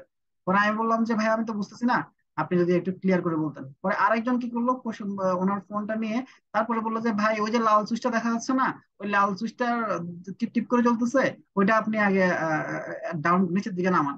আমি কিন্তু সহজে বুঝে গেলাম, সে কিন্তু আমাকে আমার ভাষায় বুঝাইছে। এখন এই ব্যাপারটা হচ্ছে এইখানে, যখন টেকনিক্যাল ওয়ার্ড ইউজ করবে তখন কিন্তু ওই যে আমি বুঝতেছি না, তার মানে এক ডিপার্টমেন্টের লোক আরেক ডিপার্টমেন্টের লোকের কথা যদি টেকনিক্যাল ওয়ার্ড গুলো ইউজ করে, জার্গন গুলো ইউজ করে, সেটা হচ্ছে বুঝতে কষ্ট হবে। সেক্ষেত্রে হচ্ছে মিসআন্ডারস্ট্যান্ডিংটা হয়। আর এই মিসআন্ডারস্ট্যান্ডিংটা হলেই কিন্তু ওই যে কমিউনিকেশনটা হচ্ছে ইফেক্টিভ হবে না। এটাই হচ্ছে মিসআন্ডারস্ট্যান্ডিং অফ মেসেজ। এটা হলে আপনার কমিউনিকেশনটা ইনএফেক্টিভ হবে। তারপরে 3 নম্বরে আসেন, সেটা হচ্ছে ইমোশনাল ডিফারেন্স। ইমোশনাল ডিফারেন্স কোনটা? যদি ইমোশনালি আপনি ইনডিফারেন্স হন, মানে একটু উদাসীন হন, সেক্ষেত্রেও কিন্তু কমিউনিকেশনটা ইফেক্টিভ হবে না। কিভাবে? ফর এক্সাম্পল, বাসায় আপনার বাচ্চা অসুস্থ, আপনি কাস্টমার সার্ভিস ডেস্কে, অফিসের ডেস্কে বসে আছেন, আপনি কিন্তু ওই সময় ইমোশনালি কিন্তু টোটালি ইনডিফারেন্স, আপনার কিন্তু মন ওই ডেস্কে নাই। তার মানে আপনি যে কমিউনিকেশন করবেন কাস্টমারের সাথে, আপনার কলিগের সাথে, সেটা কিন্তু ঠিকঠাক মতো হবে না। এটাই হচ্ছে ইমোশনাল ডিফারেন্স। ইমোশনালি যদি আমরা ঠিক না থাকি, আমরা কমিউনিকেটটা ভালোভাবে করতে পারি না। আর এটা যদি হয়েই থাকে তাহলে কমিউনিকেশনটা ইনএফেক্টিভ হবে। আমি একটা এক্সাম্পল দিচ্ছি যে physicians are usually less emotional to the passion than those of the relatives of the patient. আচ্ছা, ওই একই কথাই বলি, আপনার বাচ্চা অসুস্থ, এখন ডাক্তারের কাছে নিয়ে গেলেন, ডাক্তার কিন্তু ওই যে দেখা গেল দরকার হলে ওরা কিন্তু সুন্দর করে একটা মানে ওই যে ইনজেকশন পুশ করে দিল। এখন ইনজেকশন পুশ করে দিয়েছে কিন্তু বাচ্চার বাচ্চার হাতের ভিতরে, অথবা হ্যাঁ বাচ্চার হাতের ভিতরে ইনজেকশন পুশ করলো, কিন্তু চোখের পানি পড়তেছে আপনার, ব্যথা পাচ্ছে বাচ্চা, কিন্তু চোখের পানি পড়তেছে আপনার। তার মানে আপনি কিন্তু ইমোশনালি অনেক মানে হার্ট হয়ে যাচ্ছেন। অন দি আদার হ্যান্ড, ওই প্রান্তে কি হয়েছে, ওই যে ডাক্তার ইনজেকশন পুশ করতেছে তার কিন্তু কোনো ফিলিংস নাই। তার মানে এখানে সে ইমোশনালি কিন্তু একটা মানে অ্যাটাচ নাই, এখানে আপনি কিন্তু ইমোশনালি অ্যাটাচ হয়ে গেছেন। আপনার কমিউনিকেশনটা এখানে কিন্তু ঠিকঠাক মতো হবে না, ওকে বলতে গেলে আপনার গলা গলা বাঁধবে। যে মানে কারণ বাচ্চার ইনজেকশন দিচ্ছে, বাচ্চা চিল্লাচিল্লি করতেছে, আপনার তো এটা লাগতেছে, কিন্তু ওর বুকের ভিতরে তো এটা লাগতেছে না। তো এটাই হচ্ছে ইমোশনাল ডিফারেন্স। আমাদের ব্যাংকেও ঠিক সেম অবস্থা। ইমোশনালি আমরা অনেক সময় ইন্ডিফারেন্স থাকি, ইমোশনালি যখন ইন্ডিফারেন্স থাকি আমাদের কমিউনিকেশন গুলো ভালো হয় না। যেমন অনেক সময় আমরা কি করি, ম্যানেজার স্যার আছে, উনি আমরা দেখি যে আজকে তো ম্যানেজারের মুড ভালো না, আজকে আমার কাছ থেকে ছুটি চাওয়া যাবে না, কারণ আজকে সে খুব রাগী আছে। সো আমরা বুঝতে পারি যে কেউ কোন সময় কে ইমোশনালি ইনডিফারেন্স আছে। তো এগুলো হলে কি কমিউনিকেশনটা ইফেক্টিভ হবে না। আচ্ছা, এবার আসেন ফার্স্ট এক্সপেরিয়েন্স। ফার্স্ট এক্সপেরিয়েন্স কোনটা? আপনার অতীত অভিজ্ঞতা যদি খারাপ থাকে, কারোর সাথে যদি আপনার অতীত অভিজ্ঞতা খারাপ থাকে, সেক্ষেত্রেও আপনার কমিউনিকেশনটা ইনএফেক্টিভ হবে। যেমন আপনারা একজন কলিগ, দুইজন কলিগ একসাথে কাজ করছেন, এবং কাজ করছেন যে এর আগে আপনার এই কলিগের সাথে আপনার একটা তিক্ত অভিজ্ঞতা আছে। এখন এই যদি তিক্ত অভিজ্ঞতার কারণে আপনার যে ফিউচার যত কমিউনিকেশন করবেন তার সাথে আপনার কমিউনিকেশনটা ভালো হবে না, মানে তার সাথে আপনার যাবে না, শুট করবে না, আপনি সবসময় চাইবেন যে তাকে এড়াই যেতে। তার মানে ওই যে আপনার ফার্স্ট এক্সপেরিয়েন্সটা খারাপ, এই ফার্স্ট এক্সপেরিয়েন্সটা খারাপের কারণে কিন্তু কমিউনিকেশনটা ইফেক্টিভ হয়ে যাচ্ছে। যে আপনারা দুজন একসাথে সুন্দর করে কাস্টমার সার্ভিস দেওয়ার কথা, সেক্ষেত্রে কিন্তু আপনারা সেটা করতে পারবেন না, কারণ হচ্ছে আপনাদের ফার্স্ট এক্সপেরিয়েন্সটা খারাপের কারণে। আর এইভাবে কিন্তু ওই যে অর্গানাইজেশনের যে গোল আছে, পারপাসটা আছে, সেটাও কিন্তু মানে অ্যাচিভ হবে না। কারণ আপনারা দুজন যদি ভালো থাকতেন, দুজনের সম্পর্ক যদি ভালো থাকতো, তাহলে তো কমিউনিকেশনটা ইফেক্টিভ হতো। এখন তো আর ইফেক্টিভ না। আমি একটা এক্সাম্পল দিয়েছি, এটাই দিয়েছি যে mister X had a bitter experience with mister Y in the past. In this case communication between them is likely to be ineffective. এই ক্ষেত্রে কিন্তু তাদের ভিতরে সম্ভাব্যতা আছে যে তাদের ভিতরে কমিউনিকেশনটা ইফেক্টিভ হবে না। আমাদের কলিগদের মাঝে এটা প্রায়ই হয়। দেখবেন যে একজন কলিগের সাথে আরেকজন কলিগের আপনার মিসবিহেভ হয়, বা একটা খারাপ এক্সপেরিয়েন্স থাকে ওটিতে। তো এটা কিন্তু আমরা ভবিষ্যতে কাজে লাগাইছি। কাজে লাগাই কেন? এর সাথে তো মেশা যাবে না, বা এর সাথে এরকম ব্যবহার করা যাবে না, বা এর সাথে তো ফ্রেন্ডলি বিহেভ করা যাবে না। সো এটা হচ্ছে ফার্স্ট এক্সপেরিয়েন্স। এটা কাস্টমারের সাথে হতে পারে, বসের সাথে হতে পারে, জুনিয়রের সাথে হতে পারে, আবার মানে ইমিডিয়েট আপনার কলিগের সাথে হতে পারে। এরপরে আসেন educational and intellectual difference. Educational and intellectual difference কোনটা? এডুকেশনাল অ্যান্ড ইন্টেলেকচুয়াল যদি ডিফারেন্স হয়ে থাকে, সেক্ষেত্রেও হচ্ছে কমিউনিকেশনটা ইফেক্টিভ হবে। যেমন আপনার পিয়নের সাথে, মেসেঞ্জারের সাথে কিন্তু আপনার যে কমিউনিকেশনটা আছে, সেটা ঠিকঠাক মতো না হইতে পারে, হবে না। কারণ আপনি তাকে অনেক সময় অনেক কিছু বুঝতে যাচ্ছেন, সে কিন্তু বুঝতেছে না, কারণ তার সাথে আপনার এডুকেশনাল একটা ডিফারেন্স আছে, সে কারণে সে বুঝতেছে না। এটাই হচ্ছে মানে এডুকেশনাল ডিফারেন্স। আর ইন্টেলেকচুয়াল ডিফারেন্স কোনটা? এটাও হতে পারে কিরকম, যেমন একজন ট্রেনিং অফিসার ব্যাংকে ঢুকলো, তার যে একটা ইন্টেলেকচুয়াল আছে, আবার একজন ডিএমডি, একজন ডিপার্টমেন্ট হেড, ওনার যে একটা ইন্টেলেকচুয়াল, ওনার যে একটা মানে ওনার ওনার সাথে যে তার একটা মানে মাঝখানের গ্যাপ, অর্থাৎ ইন্টেলেকচুয়াল গ্যাপ, সেটা কিন্তু অনেক। এই ধরনের গ্যাপটা থাকলে কিন্তু আবার দেখা গেল যে আপনার কমিউনিকেশনটা ইফেক্টিভ হবে না। কিন্তু কোন সময় ইফেক্টিভ হবে? যেমন ম্যানেজারের সাথে যদি ডিপার্টমেন্ট হেড কমিউনিকেট করে, তাহলে কিন্তু কোনো সমস্যা নাই। কিন্তু একজন ট্রেনি অফিসার, সে সবে মাত্র ব্যাংকে ঢুকছে, 1 বছর 1.5 বছর হয়েছে, বা 1 বছর হয়েছে, তার সাথে তো ওনার সাথে কমিউনিকেশনের ডিফারেন্স হবে, কারণ সে তো এখনো ব্যাংকের অনেক কিছুই বোঝে না। সো এটা হচ্ছে ইন্টেলেকচুয়াল ডিফারেন্স। তার মানে এডুকেশনাল এন্ড ইন্টেলেকচুয়াল ডিফারেন্স দুটাই থাকে। এই দুইটা যদি থাকে, সেক্ষেত্রেও আপনার কমিউনিকেশনটা ইফেক্টিভ হবে, ইনএফেক্টিভ হবে। তারপর আসেন লাস্টে গ্রুপ অ্যাফিলিয়েশন। আরো একটা আছে, গ্রুপ অ্যাপ্লিকেশনটা বলি। গ্রুপ অ্যাফিলিয়েশনটা অনেকটা ওই যে চিটাগং, বরিশাল আর সিলেটের কথা বললাম, অনেকটা সেটাই। কিন্তু এটাকে আর একটু বলেন যে এইরকম গ্রুপ অ্যাফিলিয়েশন যদি হয়ে থাকে, এই গ্রুপ অ্যাফিলিয়েশন গুলো হতে পারে আপনার জেন্ডার, এজ, রেস, তারপরে হচ্ছে রিজন, এরপরে হচ্ছে আপনার ডিস্ট্রিক্ট ওয়াইজ হতে পারে। এরকম যদি গ্রুপ অ্যাফিলিয়েশনটা হয়, মানে গ্রুপ অ্যাপ্লিকেশনটা হয়ে গেলেও কিন্তু কমিউনিকেশনটা, বিজনেস কমিউনিকেশনটা ইনইফেক্টিভ হবে। কেন? ধরেন আহ একটা ব্যাচের ব্যাচে 40 জন ঢুকলো। এই 40 জনের ভিতরে 3 জনের একটা একটা ব্রাঞ্চে পোস্টিং হলো। দেখা যায় ওই 3 জন একদম মানে বোঝন ফ্রেন্ড হয়ে গেছে। ওই 3 জন নিজেরা নিজেরা কমিউনিকেট করতেছে, অন্য কলিগদের সাথে বা সিনিয়রদের সাথেও ওনারা খুব কম মিশতেছেন। তার মানে ওনারা কিন্তু ওই যে সিনিয়রদের থেকে কিন্তু খুব একটা কিছু শিখতে পারবেন না, কারণ ওরা তো মিশতেছে না, কমিউনিকেট করতেছে না। তো এটা হচ্ছে কি গ্রুপ অ্যাপ্লিকেশন। এটা আবার হয় যেমন সরকারি ব্যাংকে যারা আছেন তারা জানেন, সরকারি ব্যাংকের ট্রেড ইউনিয়ন থাকে, আবার গার্মেন্টসে যারা ট্রেড ইউনিয়ন থাকে, শ্রমিক মালিকের ভিতরে থাকে। তো এটাও একটা গ্রুপ অ্যাফিলিয়েশন। যদি এরকমই হয়, তাহলে এক পক্ষ চাইবে, যে পক্ষই মানে শ্রমিক পক্ষ ট্রেড ইউনিয়ন চাইবে তাদের স্বার্থ, আবার মালিক পক্ষ চাইবে যে তোমার মালিকদের স্বার্থ। তার মানে এই ক্ষেত্রে কিন্তু গ্রুপ অ্যাফিলিয়েশনটা হয়ে গেল, এবং বিজনেস যে কমিউনিকেশনটা আছে সেটা কিন্তু ইনএফেক্টিভ হয়ে গেল। এটা হচ্ছে গ্রুপ অ্যাফিলিয়েশন। গ্রুপ অ্যাফিলিয়েশন হলে কিন্তু ওই যে বললাম, কমিউনিকেশনটা ইনএফেক্টিভ হবে। তারপরে আসেন, সেটা হচ্ছে কি positional difference among the personal. Positional difference কোনটা? পজিশনাল ডিফারেন্স হচ্ছে কি, আপনি যে পজিশনে আছেন তার সাথে অনেক মানে সিনিয়র পজিশনের সাথে যখন কমিউনিকেট করবেন, সেক্ষেত্রেও কিন্তু কমিউনিকেশনটাকে হয় কি হয়, ইনএফেক্টিভ হয়।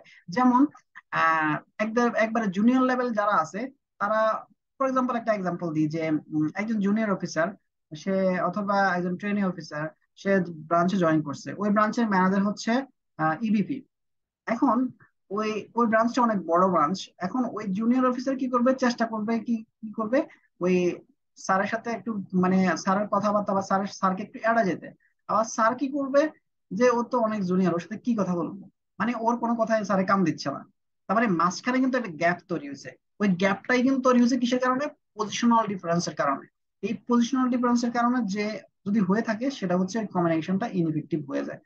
আমি এখানে একটা এক্সাম্পল দিচ্ছি, আপনারা দেখতে পারেন যে হায়ারার্কিটা, হায়ারার্কি মানে হচ্ছে, তো বুঝতে পারছেন না আপনাদের যে পজিশনাল ডিফারেন্স, সেটাই হায়ারার্কি যদি একবারে উপর নিচ হয়, অনেক বেশি গ্যাপ থাকে, সেক্ষেত্রে সেটাই হচ্ছে পজিশনাল ডিফারেন্স। আর এরকম যদি হয় সেক্ষেত্রে কমিউনিকেশনটা ইনএফেক্টিভ হয়। তারপর হচ্ছে functional relationship between sender and receiver. আচ্ছা, ফাংশনাল রিলেশনশিপ কোনটা? ফাংশনাল রিলেশনশিপ হচ্ছে, এর আগে আমি একটু বলেছিলাম যে আইটি কথা বলেছিলাম। যেমন আইটি লোকজন হচ্ছে কি, ওই যে আইটির লোকজন ফাইন্যান্স ডিভিশনের ভাষা বুঝে না, আবার ফাইন্যান্স ডিভিশন আইটির লোকের ভাষা বুঝতেছে না। আইটির লোক আবার দেখা যায় প্রোডাক্ট ম্যানেজার ফাইন্যান্স ডিভিশনের কথা বুঝতেছে না। এগুলো হচ্ছে ফাংশনাল রিলেশনশিপ। মানে হচ্ছে এক একজন এক একটা ফাংশনে আছে। ওইরকম ফাংশনাল রিলেশনশিপ যখন থাকে সেন্ডার এন্ড রিসিভারের মাঝে, সেক্ষেত্রেও কিন্তু ওই যে কমিউনিকেশনটা ইনএফেক্টিভ হয়। কারণ তারা নিজস্ব কিছু ভাষা আছে ওগুলা ইউজ করে, জার্গন ইউজ করে। তারপরে ওনাদের যে আহ, যে ল্যাঙ্গুয়েজ আছে, মানে হচ্ছে কি ওনার ডিপার্টমেন্টের যে ল্যাঙ্গুয়েজ আছে সেটা ইউজ করে। সে কারণে হচ্ছে কি আপনার কমিউনিকেশনটা ইনএফেক্টিভ হয়, ইফেক্টিভ হয় না। আচ্ছা, এটা functional relationship between sender and the receiver, এগুলো আমি একটা এক্সাম্পল দিচ্ছি এখানে দেখেন। The finance manager may not clearly understand the message of the product manager, IT control manager may not understand the message of accountant. মানে এক ডিপার্টমেন্টের লোক এক ডিপার্টমেন্টের কথা বুঝতেছে না, এটাই হচ্ছে ফাংশনাল রিলেশনশিপ, কারণ একজন তো একটা ফাংশনে আছে। এই এই যতগুলো আলোচনা করলাম, এগুলো হচ্ছে ব্যারিয়ার, এগুলো হচ্ছে কালপ্রিট, এগুলাই হচ্ছে আপনার বিজনেস কমিউনিকেশনের ক্ষেত্রে বাধা দেয়। তাহলে এখানে যদি কোনো কোশ্চেন থাকে কি বলতে পারেন?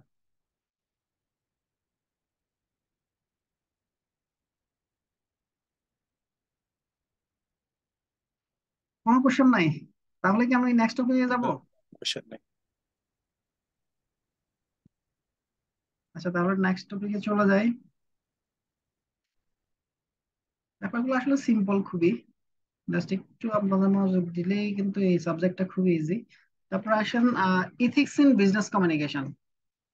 আচ্ছা, বিজনেস এতক্ষণ তো সবগুলো করলাম, বিজনেস কমিউনিকেশনের সুবিধা অসুবিধা, তারপরে বিজনেস কমিউনিকেশন বাধাগ্রস্ত হয় কিভাবে, গুরুত্বপূর্ণ কি, ব্যাংকে কি কাজে লাগে, বিজনেস কমিউনিকেশনটা কি, কমিউনিকেশনটা কি। এখন শিখবো যে ইথিক্সটা কি। ইথিক্স মানে আপনারা জানেন, ethics means what is right or wrong. কোনটা সঠিক কোনটা সঠিক না সেটা মূল্যায়ন করাই হচ্ছে ইথিক্স। এখন আমি আপনাদেরকে শুরুতে একবার বলেছিলাম, আমি নোটগুলা কষ্ট করে মেক করছি, আপনারা দয়া করে এগুলা অন্যদের সাথে শেয়ার করেন না। তো যদি শেয়ার করে থাকেন সেটা হবে আনইথিক্যাল, আর যদি না করেন সেটাই হবে ইথিক্যাল। আর এটাই হচ্ছে বিজনেস কমিউনিকেশনের ক্ষেত্রে কিন্তু এটা হচ্ছে ইম্পর্টেন্ট। মানে বিজনেস কমিউনিকেশন করার সময় কিন্তু আপনাকে ইথিক্যাল থাকতে হবে, নৈতিকভাবে ঠিক থাকতে হবে। মানে হচ্ছে যেটা রাইট সেটাই করতে হবে, রংটা করা যাবে না, মিস ইনফরমেশন দেওয়া যাবে না। তাহলে এই এই কথাগুলো এখানে লিখলাম যে এটা এই কথা। এখন এখানে আমি বললাম যে দেয়ার আর সাম ওয়েস কমিউনিকেশন ক্যান বি আনএথিক্যাল। কিভাবে কমিউনিকেশনটা আনএথিক্যাল হতে পারে, মানে বিজনেস কমিউনিকেশনটা কিভাবে আনএথিক্যাল হতে পারে তারও কিছু কথা। এই কোশ্চেনটা কিন্তু শর্ট নোটে প্রায় আসে, যে এথিক্স ইন কমিউনিকেশন বা ডিসক্রাইব এথিক্স ইন কমিউনিকেশন। এসে বলে যে how communication can be unethical, যে কিভাবে একটা কমিউনিকেশন আনইথিক্যাল হয়, এটা একটু ডিসক্রাইব করুন, ডিসক্রাইব শর্টলি। তাহলে এই যে ডিসক্রাইব করেন, সেটা হচ্ছে পয়েন্ট আকারে আমি দিছি যে with holding information. With holding information মানে হচ্ছে কি ইনফরমেশনটাকে লুকাই রাখা। আপনি অনলাইন দেখা যায় যে পেজ, অনলাইন বিজ্ঞাপনগুলা কিন্তু এটা বেশি করে, যে ওরা কি করে, অল্প কিছু ইনফরমেশন দিবে, তারপর বাকি ইনফরমেশন হাইড করে রাখবে। আবার অনেকগুলো মোবাইল ফোন কোম্পানি অপারেটররা কি করে, এটা করে যে কিছু ইনফরমেশন দিবে, তারপরে নিচে দিয়ে সুন্দর করে দিবে, লিখে দিবে সত্য প্রযোজ্য। তার মানে এইগুলো হচ্ছে উইথ হোল্ডিং ইনফরমেশন, মানে আপনি ইনফরমেশনটাকে লুকায় রাখছেন। এই বিজনেস কমিউনিকেশনে কিন্তু হচ্ছে কি, যদি এই ইনফরমেশনটাকে লুকায় রাখেন সেক্ষেত্রে হচ্ছে কি কমিউনিকেশনটা ইথিক্যাল হবে না, কমিউনিকেশনটা হবে আনইথিক্যাল। আমি এখানে একটা এক্সাম্পল দিচ্ছি, একটু দেখে নিন। Some company provides online ads with very limited information about the product and service that can be mislead the client. ক্লায়েন্টকে মিসলিড করতে পারে। আমাদের ব্যাংকের কথাই বলি, ধরেন ব্যাংকে আপনি একটা বুশিয়ার বানালেন, বুশিয়ার হচ্ছে কি আপনি লিখলেন যে আমরা আকর্ষণীয় রেটে এফডিআর দিচ্ছি। আকর্ষণীয় রেট কত পার্সেন্ট সেটা তো লিখেন নাই, এটাও এক ধরনের কিন্তু উইথহোল্ডিং ইনফরমেশন, আপনি কিন্তু ইনফরমেশনটা লুকিয়ে রাখছেন, কত পার্সেন্ট দিবেন সেটা তো বলার নাই, না বলে জাস্ট কাস্টমারকে ওই ব্রাঞ্চে আনার জন্য আপনি এটা দিলেন। তো এটা কিন্তু উইথহোল্ডিং, আনএথিক্যাল হবে, যদিও সবাই আমরা করে থাকে, কিন্তু ইট ইজ নট ইথিক্যাল। তারপর হচ্ছে কি ডিস্টর্টিং ইনফরমেশন। ডিস্টর্টিং ইনফরমেশন মিনস হচ্ছে কি আপনি যে ইনফরমেশনটা দিচ্ছেন, অর্থাৎ যে কমিউনিকেশনটা আপনার কলিগ, আপনার কাস্টমার, আপনার বসের সাথে করতেছেন, সেটাকে বিকৃত করা। বিকৃত করে যদি ইনফরমেশনটা আপনি দেন অথবা ফলস কোনো ইনফরমেশন দিয়ে থাকেন, সেটাই হচ্ছে কি ডিস্টর্টিং ইনফরমেশন। এটা কিভাবে হতে পারে, এটা একটা এক্সাম্পল দিই। সেটা হচ্ছে কি, ধরেন ম্যানেজার সাহেব, একটা ম্যানেজার, ব্রাঞ্চ ম্যানেজার হিসেবে আছেন, ওনাকে যে ডিপোজিট টার্গেট দিছে, আহ, যে ডিপোজিট গ্রোথটা হবে সেটা একটা টার্গেট দিছে। তো উনি কি করলো, যে পরিমাণ টার্গেট দিল সেটা কি করছে, বিভিন্ন ফ্যাক্ট, বিভিন্ন ডাটা, ফিগার ইউজ করে, অথবা বললো যে এই খাত থেকে আমার এত টাকা আসবে, এই খাত থেকে এত টাকা আসবে, এটা এটা বলে হেড অফিসে পাঠাই দিচ্ছে ওনাদেরকে বুঝ দেওয়ার জন্য। কিন্তু ব্যাপারটা আসলে ফ্যাকচুয়াল না, মানে রিয়েল না। উনি আসলে এটা পারবে না। উনি কি করছে, জাস্ট হেড অফিসকে সন্তুষ্ট করার জন্য এই ইনফরমেশনটা দিছে। তার মানে এটা হচ্ছে কিন্তু ডিস্টর্টিং হয়ে গেল। কারণ at the end of the year, মানে in the end of the year সে কিন্তু এটা কিন্তু অ্যাচিভ করতে পারবে না। তার মানে শুরুর দিকে কিন্তু যদি উনি ওই ডিস্টোরটা না করতো, তাহলে ওই শেষে যেয়ে কিন্তু এই বোকাটা খাইতো না, অথবা ওনার যে অ্যাচিভমেন্ট আছে, ওনার যে টার্গেট আছে, উনি আগে থেকেই কিন্তু এটা জানিয়ে রাখতে পারতো যে এটা তো আসলে পসিবল না, এটা ফ্যাকচুয়াল না, এটা হচ্ছে ফ্যান্সি টার্গেট, এটা আমি পারবো না, আপনি আমার ডিপোজিটটা, আমার যে টার্গেটটা সেটা কমিয়ে দেন। তখন হয়তো ম্যানেজমেন্ট কনসিডার করতো যে না ঠিক আছে, সে তো ঠিকঠাক কথাই বলতেছে, তার এখান থেকে তো এত ডিপোজিট ফান্ড করা পসিবল না। তো তাহলে এখানে হচ্ছে কি, ওই ইনফরমেশন গুলা কি ডিস্টোর্ট হয়ে গেল। এই ইনফরমেশন গুলাকে ডিস্টোর্ট করা যাবে না। ডিস্টোর্ট যদি করে থাকেন সেটা হবে, মানে ইন্টিগ্রিটি দেওয়া হলো না, সেখানে ইথিক্যাল হলো না। তারপরে একটা হচ্ছে প্লেজারিজম। এটা তো আপনারা সবাই জানেন, এটা চুরিবিদ্যা। চুরিবিদ্যা বিজনেস কমিউনিকেশনের সময় করা যাবে না। এটার একটা এক্সাম্পল দিতে পারি এরকম, যে এক ব্যাংকের প্রোডাক্ট ম্যানেজার কি করলো, অন্য ব্যাংকের প্রোডাক্টটা কপি পেস্ট মেরে দিল। এটা একদম এক ধরনের হচ্ছে প্লেজারিজম, মানে হচ্ছে কি কপি করা। তো এই কপি গুলা করা যাবে না, কপি করলে হচ্ছে বিজনেস কমিউনিকেশনটা ইনএফেক্টিভ হবে। এখানে আমি অনেক কথাই বলছি যে plagiarism is the act of, মানে ওই যে প্লেজারিজমটা কি জিনিস সেটা বলছি। তারপরে হচ্ছে বলছি যে remember that plagiarism is illegal if it is violate copyright. মানে কপিরাইট যদি থাকে, যেমন বইগুলোর ভিতরে লেখা থাকে this content is copyright. Copyright means তো জানেন যে এগুলো নিবন্ধন করা থাকে। নিবন্ধন করা যদি থাকে, সেক্ষেত্রে আপনি ওইগুলো হুবহু লিখতে পারবেন না। তো এরকম থাকলে হচ্ছে কি, এগুলো লেখা যাবে না। লিগেল প্রোডাকশন থাকলে লেখা যাবে না। তো বিজনেস কমিউনিকেশনের ক্ষেত্রে কিন্তু এগুলা অবশ্যই ফলো করতে হবে। কারণ হচ্ছে কি, একটা ব্যাংকের লোগো কি করলো, ওরা কিন্তু একটা ব্যাংকের লোগো কিন্তু প্যাটার্ন করা থাকে, কপিরাইট করা থাকে। তারপরে ডিজাইন গুলো কপিরাইট করা থাকে। তো একটা ব্যাংকের লোগো কিন্তু অন্য ব্যাংক কখনো ইউজ করতে পারে না। অথবা একটা কোম্পানির লোগো, জিঙ্গেল, কালার, এগুলো সবগুলো কিন্তু কপিরাইট করা থাকে। তাহলে এগুলো কিন্তু ইউজ করা যাবে না। যদি ইউজ করা হয়, সেক্ষেত্রে এটা হবে আনএথিক্যাল। মোটামুটি এটা চলে গেল। মানে হচ্ছে বিজনেস কমিউনিকেশনের যে কোনগুলা, কি কি করলে বিজনেস কমিউনিকেশনটা আনএথিক্যাল হয়। এখন আসি আমরা এনশিওরিং ইথিক্যাল কমিউনিকেশন।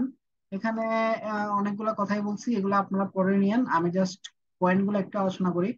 যে এখন আগে তো শিখলেন যে কিভাবে আপনার কমিউনিকেশনটা আনএথিক্যাল হচ্ছে, মানে কিভাবে আনএথিক্যাল হচ্ছে। এখন হচ্ছে কিভাবে এটাকে ইথিক্যাল করা যাবে। তাহলে ইথিক্যাল কিভাবে করা যাবে, সেটা হচ্ছে কি, আপনাকে সিনসিয়ার হতে হবে, ট্রুথফুল হতে হবে। সিনসিয়ার এবং ট্রুথফুল হলে আপনার কমিউনিকেশনটা ঠিকঠাক হবে। লিসেন অ্যাক্টিভলি, মানে হচ্ছে যে যার সাথে কমিউনিকেট করতেছেন তার কথা শুনতে হবে। তার কথা শুনলেই তো আপনি তাকে মানে খুব ভালো ফিডব্যাকটা দিতে পারবেন, পজিটিভ ফিডব্যাক দিতে পারবেন। তার মানে এটা হলে কিন্তু আপনার ওই যে ভালোভাবে শুনলেই তারপরে যে ফিডব্যাকটা দিবেন সেটা অবশ্যই ভালো ফিডব্যাক হবে, আনএথিক্যাল হবে না। আপনি চিন্তা ভাবনা করেই তারপরে রিপ্লাইটা দিবেন, দেন এটা ইথিক্যাল হবে। ডু নট জাজ ওয়াইল কনভার্সিং, মানে কনভার্সিং করার সময় আপনি জাজ করে ফেললেন না। এরপর হচ্ছে কি, speak from the first experience.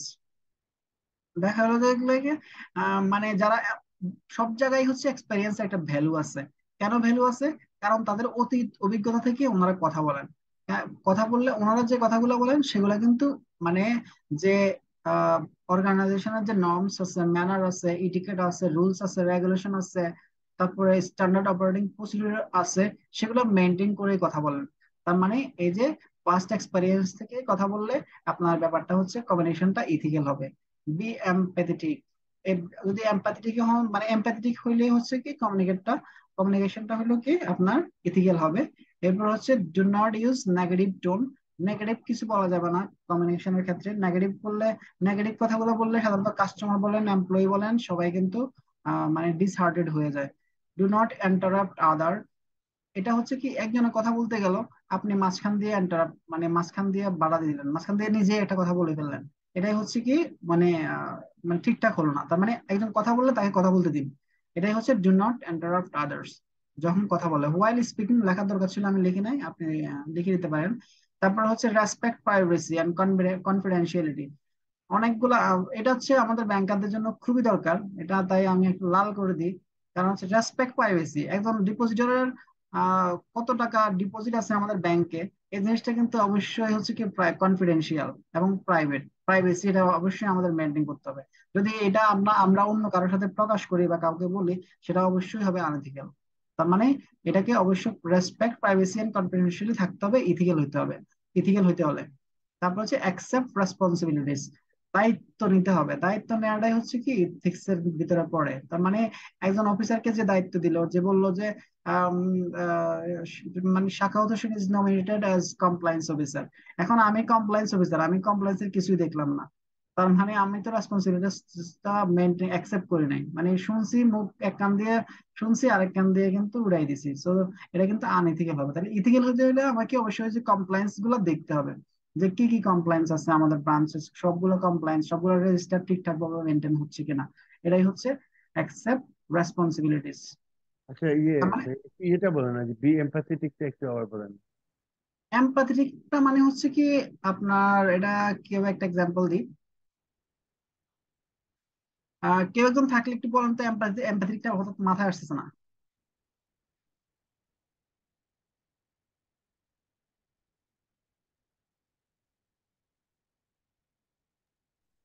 এটা হচ্ছে কাজের উৎসাহ থাকতে হবে, মানে হ্যাঁ, এক্স্যাক্টলি এক্স্যাক্টলি এইরকমই, মানে যদি মানে একটু মনোযোগী হওয়া আর ডিসকারেজ কি। মনোযোগী হওয়া মানে আপনি কি করলেন, একজন কথা বললো মনোযোগী হয়ে শুনলেন, মনোযোগী হয়ে কাজটা করলেন। এই মনোযোগী হয়ে যখন কাজটা করলেন তখন কিন্তু ইফেক্টিভ হবে আপনার মানে হচ্ছে কমিউনিকেশনটা, এবং এটা ইথিক্যাল হবে। মনোযোগী না হইলে, অমনোযোগী হইলে আপনি কিন্তু মিস কমিউনিকেশন হয়ে যে ইনফরমেশনটা কিন্তু ডিস্টর্টিং হওয়ার সম্ভাবনা থাকবে। তার মানে মনোযোগী হলেই কিন্তু আপনি এমপ্যাথেটিক হইলেন, তখন কিন্তু ওই যে আপনার কমিউনিকেশনটা হচ্ছে কি ইথিক্যাল হলো। তারপরে একদম লাস্ট টপিকটা চলে যাবো, এর ভিতরে আপনাদের 2-3 মিনিট একটু বিরতি দিই। আপনারা যদি কারো কোশ্চেন থাকে বলতে পারেন, না হয় আমি একটু গ্যাপ দিই কারণ গলা শুকিয়ে গেছে, আমি একটু পানি খেয়ে আসি। ঠিক আছে। Just 3 minute. আমরা আবার 26 তো 27, 28, 29 থেকে শুরু করবো, 11টা 29 থেকে। 2 মিনিট হলো তো।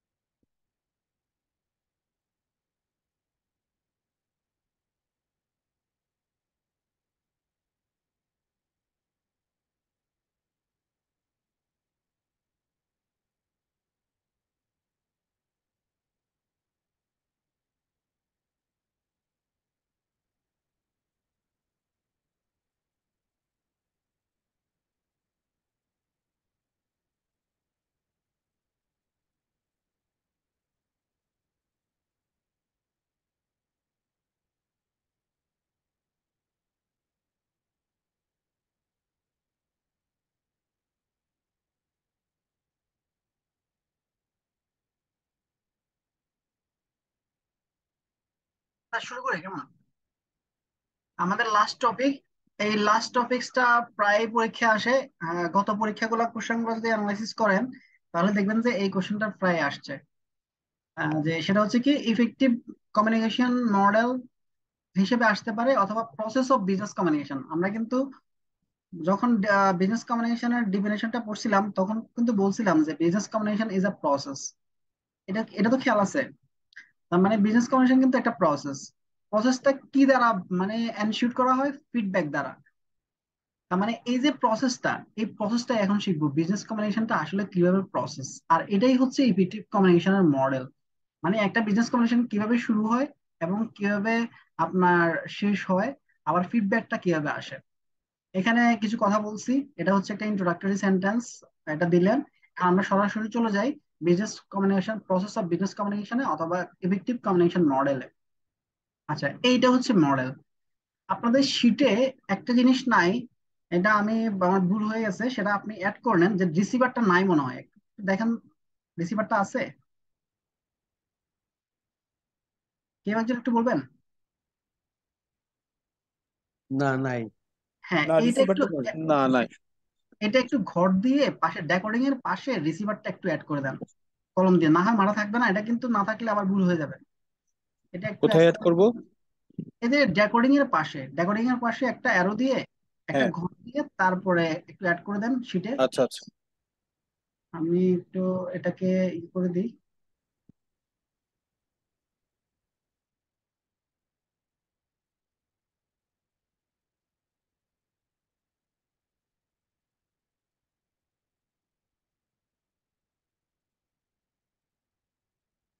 দিছেন সবাই এটা রিসিভারটা?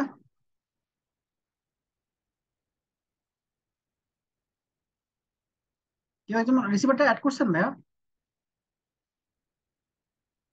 হ্যাঁ, করা হয়েছে স্যার, ভাইয়া।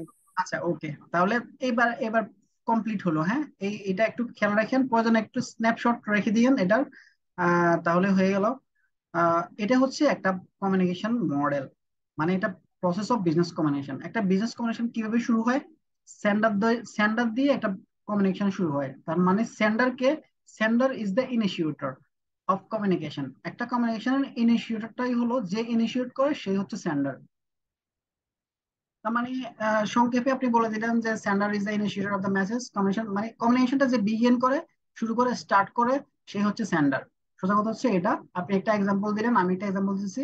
Kamal writes an application for one day casual leave, here Kamal is a sender. মানে কামাল একটা অ্যাপ্লিকেশন লেটার লিখতেছে, অর্থাৎ কামাল কিন্তু শুরু করতেছে। ওই কামাল যে শুরু করছে ওই কামালটা হচ্ছে সেন্ডার। মানে যে শুরু করবে, ইনিশিয়েট করবে, সেই হচ্ছে সেন্ডার। আচ্ছা, এখন এই সেন্ডার কি করবে? এনকোডিং। এনকোডিং কোনটা? এখন কামাল কিন্তু লিখছে, এখানে কিন্তু এক্সাম্পলের সাথে দিছি কিন্তু বোঝার সাথে। আপনি কিন্তু দেখেন এখন পূর্বে কামাল কিন্তু এখনো লিখে নাই যখন এনকোডিং এ আসবেন। সেন্ডার হচ্ছে কামাল, কামালের মাথায় একটা আইডিয়া আসছে, হি ইজ দ্য ইনিশিয়েটর। এখন সে আইডিয়াটা একটা এনকোডিং মানে কোড করা, কোডে আনা, সিম্বলে আনা, একটা সিম্বলে আনবে, সাইনে আনবে, বা লেখায় আনলে আনার যে প্রসেস, সেই আনার প্রসেসটা হচ্ছে এনকোডিং। মানে হচ্ছে তার আইডিয়াটাকে কোডের মাধ্যমে কোডে আনবাই হচ্ছে কি এনকোডিং। এই কোড গুলো হইতে পারে কি সিম্বল, সাইন, তারপরে কি কি হইতে পারে, তারপরে হইতে পারে কি গেস্টার, বডি বডি ল্যাঙ্গুয়েজ যেগুলো আছে, যা যা আছে সবগুলোর মাধ্যমে সে যে কোডের মাধ্যমে নিয়ে আসতে চাচ্ছে, সেটাই হচ্ছে এনকোডিং। তার মানে দেখেন, sender begins with the encoding process wherein he uses certain words or non-verbal methods such as symbol, sign, body gesture, etc. to translate the information into message. মানে আপনি যে ইনফরমেশন দিতে যাচ্ছেন, এই যে সেন্ডারের জায়গা থেকে আপনি তো একটা ইনফরমেশন দিতে যাচ্ছেন, কাকে দিতে যাচ্ছেন? আপনার বসকে, আপনার জুনিয়রকে, অথবা কাস্টমারকে। এখন এই কাস্টমারকে তো, এটা তো আপনার মাথায় আছে, খাতায় এখনো আসে নাই, অথবা কোনো কিছুতে আসে নাই। এই কোনো কিছুতে আসার প্রসেস যেটা বললেন সেটাই হচ্ছে এনকোডিং। তার মানে সেন্ডার হলো, সেন্ডার থেকে এনকোডিং আসলো। এখন যে এই মাথায় আসছে, খাতায় আসার একটা ব্যবস্থা করলেন, তারপরে হচ্ছে খাতায় এসে কমপ্লিট হলো, কমপ্লিট হয়ে যে জিনিসটা হলো সেটা হচ্ছে মেসেজ। মানে মেসেজটা এবার এবার হচ্ছে রেডি। ওই যে কামাল যে একটা লেটার লিখলো, লেটার কামালের মাথায় আইডিয়া আসছে তার ছুটি লাগবে, সে কি করলো? একটা কোড করলো। কোড করলো কি? সে একটা লেটার লিখলো। লেটার লিখে যখন কমপ্লিট করলো, এই কমপ্লিট একটাই হচ্ছে কি হচ্ছে মেসেজ, মানে এটা মেইলটা একটা রেডি করলো, একটা লেটার রেডি করলো, সে রেডি করে ম্যানেজারকে দিবে, সেটা হচ্ছে মেসেজ। তার মানে মেসেজটা কি জিনিস? The set of symbols that the sender transfer is known as message. মানে ওই যে যে সেন্ডার, সে যে কতগুলো সিম্বল ইউজ করে একটা কমিউনিকেট করতেছে, ট্রান্সফার করতেছে কাউকে, সেটাই হচ্ছে মেসেজ হিসেবে কনসিডার করা হবে। তার মানে মেসেজটা কিভাবে হতে পারে?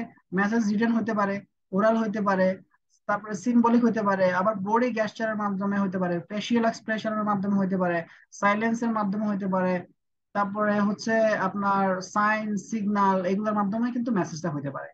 তার মানে দেখেন, সেন্ডার, তারপরে হলো এনকোড, হলো মেসেজ, হলো মানে এটা কমপ্লিট মেসেজ হলো।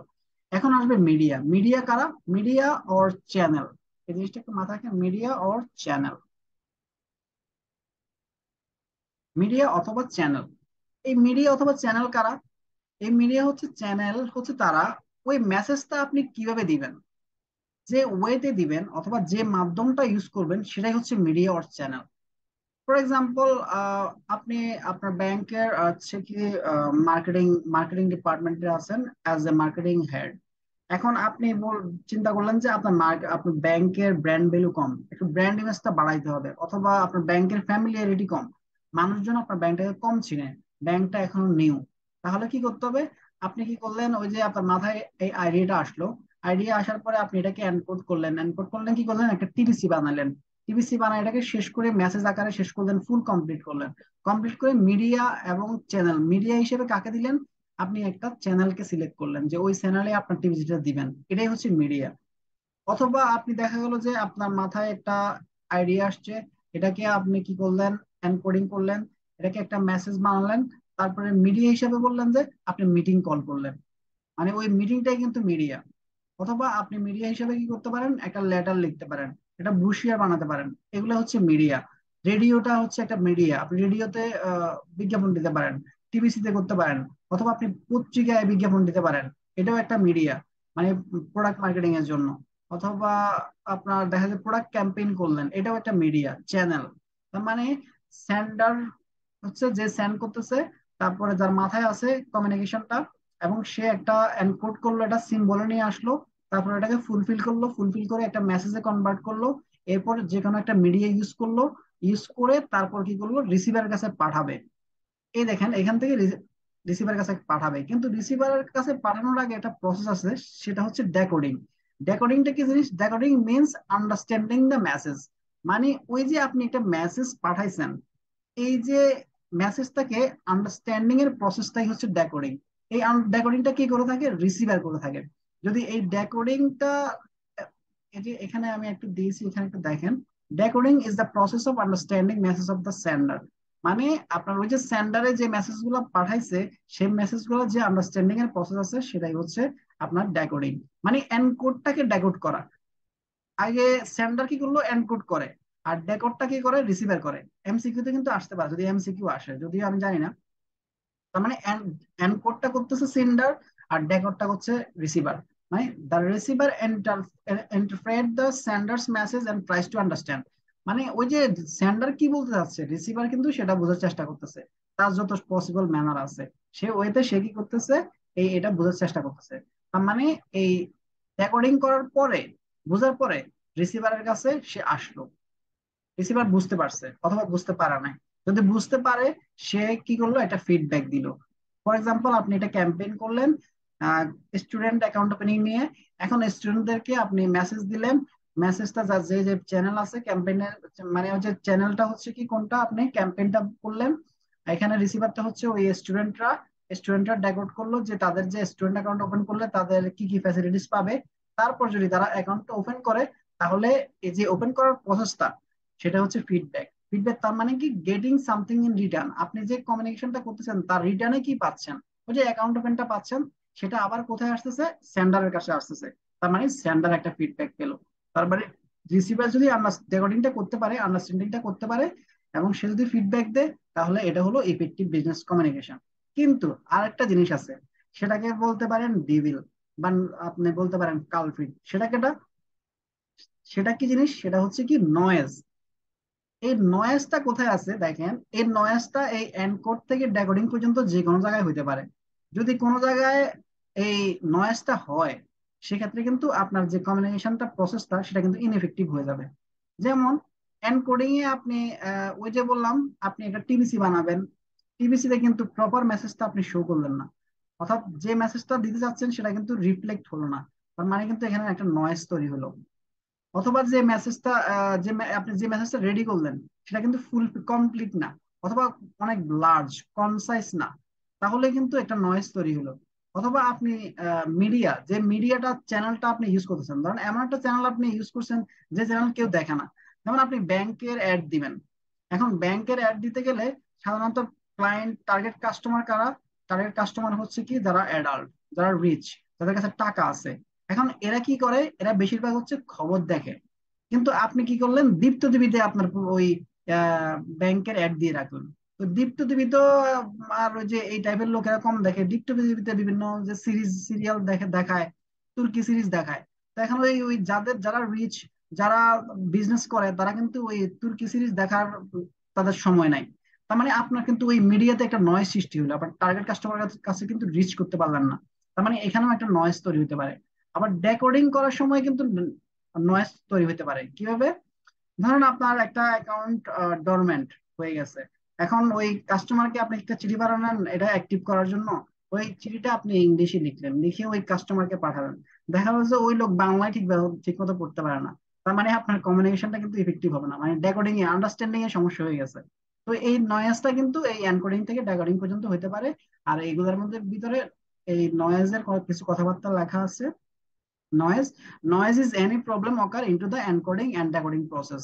এনকোডিং থেকে ডেকোডিং প্রসেসের যে আপনার প্রসেসটার যে মাঝখানে যেগুলো আছে, যে সবগুলাতে হচ্ছে কি নয়েজটা তৈরি হতে পারে। আমি একটা এক্সাম্পল দিছি, আপনারা দেখে নিন এক্সাম্পলটা।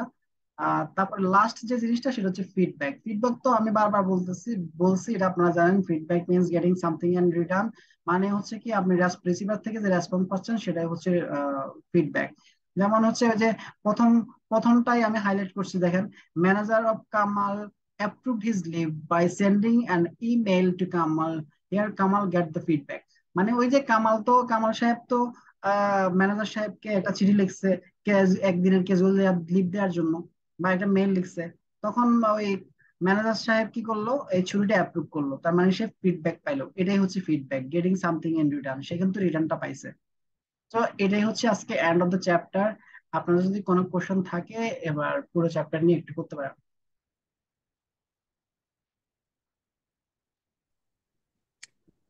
ভাইয়া একটু ব্যাপার, হ্যাঁ, অবশ্যই। এই যে কামাল চিঠি লিখলো এক্ষেত্রে মিডিয়া ম্যানেজারের কাছে গেল, এতে মিডিয়া চ্যানেল কোনটা হবে? মিডিয়া হচ্ছে মেইল, এটা ইমেলটা মেইল। ইমেলটা মিডিয়া। আচ্ছা, ইমেলটাও হতে পারে, হাতে করে নিয়ে গেলে সেটাও মিডিয়া, যে নিয়ে আছে সে বাহকটাও মিডিয়া হতে পারে। না, হাতে করে নিয়ে গেলে তখন হবে লেটার, লেটারটা হচ্ছে মিডিয়া। হাতে করে কি নিয়ে যাচ্ছে? লেটারটা নিয়ে যাচ্ছে। হ্যাঁ,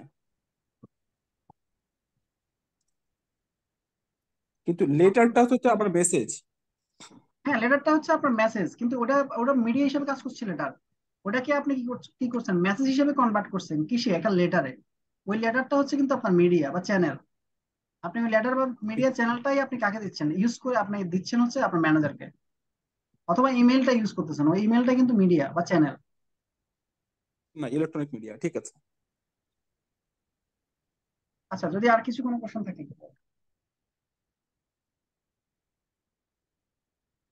কোশ্চেন না থাকলে তো আমার কনফিডেন্টটা একটু বেশি বেড়ে যাবে, কারণ কোশ্চেন না থাকা মানে আপনারা সব কিছু বুঝতে পারছেন।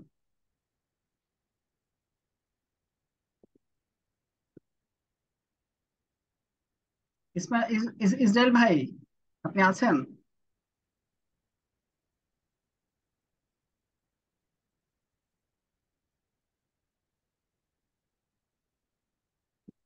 তাহলে ক্লাস শেষ করে দিই আপনাদের। আপনাদের নেক্সট ক্লাস হবে ঈদের পরে। আমি মানে শিডিউলটা এখনই জানাতে পারছি না, আমি ঈদের পরে আপনাদেরকে গ্রুপে জানাই দিব কবে ক্লাস হবে। মানে ঈদের পর পরেই শুরু করব। আমাদের অফিস শুরু হলে, অফিস তো সম্ভবত যদি 29টা রোজা হয়, রোববার পর্যন্ত বন্ধ, আর 30টা হলে তো সোমবার পর্যন্ত বন্ধ। তো আমরা চেষ্টা করবো যে শুক্র শনিবারের দিক থেকে শুরু করতে, আর কি শুক্রবার বা শনিবারের দিক থেকে ক্লাসটা শুরু করতে, বা অথবা আহ, রোববার থেকে শুরু করতে, মানে এই সামনের রোববার পরের রোববার থেকে নতুন করে ক্লাসটা শুরু করতে। ভাইয়া ক্লাস নোটটা কি আগে দিয়ে দেওয়া যায়? সরি, আমি বুঝতে পারি নাই। ক্লাস নেক্সট ক্লাসের নোটগুলো কি আগে দিয়ে দেওয়া যায়? হ্যাঁ, আমি 2-3 দিন আগে দিয়ে দিব আপনাদের। ক্লাস শুরুর আগে দিয়ে দিব, 2-3 দিন আগে দিয়ে দিব। না, একটু আগেই দিতে হবে, তাহলে ঈদের ছুটিতে ওই প্রিন্ট করার একটা ইস্যু থেকে যাবে। আপনি এই এই যে 2টা চ্যাপ্টার আপনাকে দিছি, এই 2টা চ্যাপ্টার যদি আপনি পড়েন, এখান থেকে আপনি 50 মার্কস পাবেন মানে পরীক্ষায়। কারণ একটা চ্যাপ্টার থেকে তো 20 মার্কসের একটা কোশ্চেন থাকবে মিনিমাম। 2টা চ্যাপ্টার থেকে তাহলে 2টা কোশ্চেন 40 মার্কস। আর ওই শর্ট নোটে যে আরো 2টা করে কোশ্চেন থাকবে, তার মানে 50 মার্ক পাচ্ছেন। আপনি এই 2টা চ্যাপ্টার একটু ভালো করে পড়েন, প্রেশার নিয়েন না। প্রেশার নিলে ওই যে পরে মানে দেখা গেল যে আগ্রহ হারাই ফেলবেন। এই কারণে আমি সবগুলো একসাথে ধরাই দিই না, আমি একটা পড়াই, একটা একটা করে দিই। এটা আপনার সুবিধার জন্য এটাই করি, কারণ একসাথে দিলে মানে অনেক সময় অনেকে প্রেশার, কারণ অনেক কয়েকটা সাবজেক্ট আপনি পরীক্ষা দিচ্ছেন। হ্যাঁ ঠিক আছে স্যার, ঠিক আছে, এটাই ঠিক আছে। স্যার আপনি একদম বলছি যে রিল্যাক্স, আপনি যে এই আপনি 2 রিল্যাক্সে চ্যাপ্টারের করেন যে একদম। স্যার, হ্যালো হ্যাঁ জি, শুনতে পাচ্ছি ভাই। স্যার, বলছিলাম যে আপনি এই ফার্স্ট চ্যাপ্টার এবং সেকেন্ড চ্যাপ্টারের যে টপিকস গুলো আলোচনা করেছেন, এর হ্যাঁ, বাইরে আমাদের যাওয়ার দরকার নেই, এটা পড়লে ইনশাল্লাহ হবে। এর বাইরে যাওয়ার কোনো দরকার নাই, এটাই পড়বেন। কারণ হচ্ছে কি, এটা আমি পুরো আইবিবি সিলেবাস অনুসারে বানাইছি। এখন আইবিবি যদি আপনার সাথে বিটলামি করে, আমাদের সাথে বিটলামি করে, তাহলে তো কিছু করার নাই। যেমন আগে যেটা করতো, আগে কিন্তু কোনো স্ট্রাকচার ছিল না, কোনো সিলেবাস ছিল না, যেখান থেকে যেখান মানে থেকে খুশি বিজনেস, সেখান থেকে একটা প্রশ্ন দিয়ে ওর সঙ্গে আর একটা লেজুরি দিয়ে দিয়ে দিল শেষ। মানে আমি আপনাদের একটা কথা বলি, আগে কি করতো, বিজনেস কম্বিনেশনে আসতো কি জানেন, যে বলতো যে what is money laundering, describe steps of money laundering. দেখেন এটার সাথে বিজনেস কম্বিনেশনের কি সম্পর্ক? যায় না।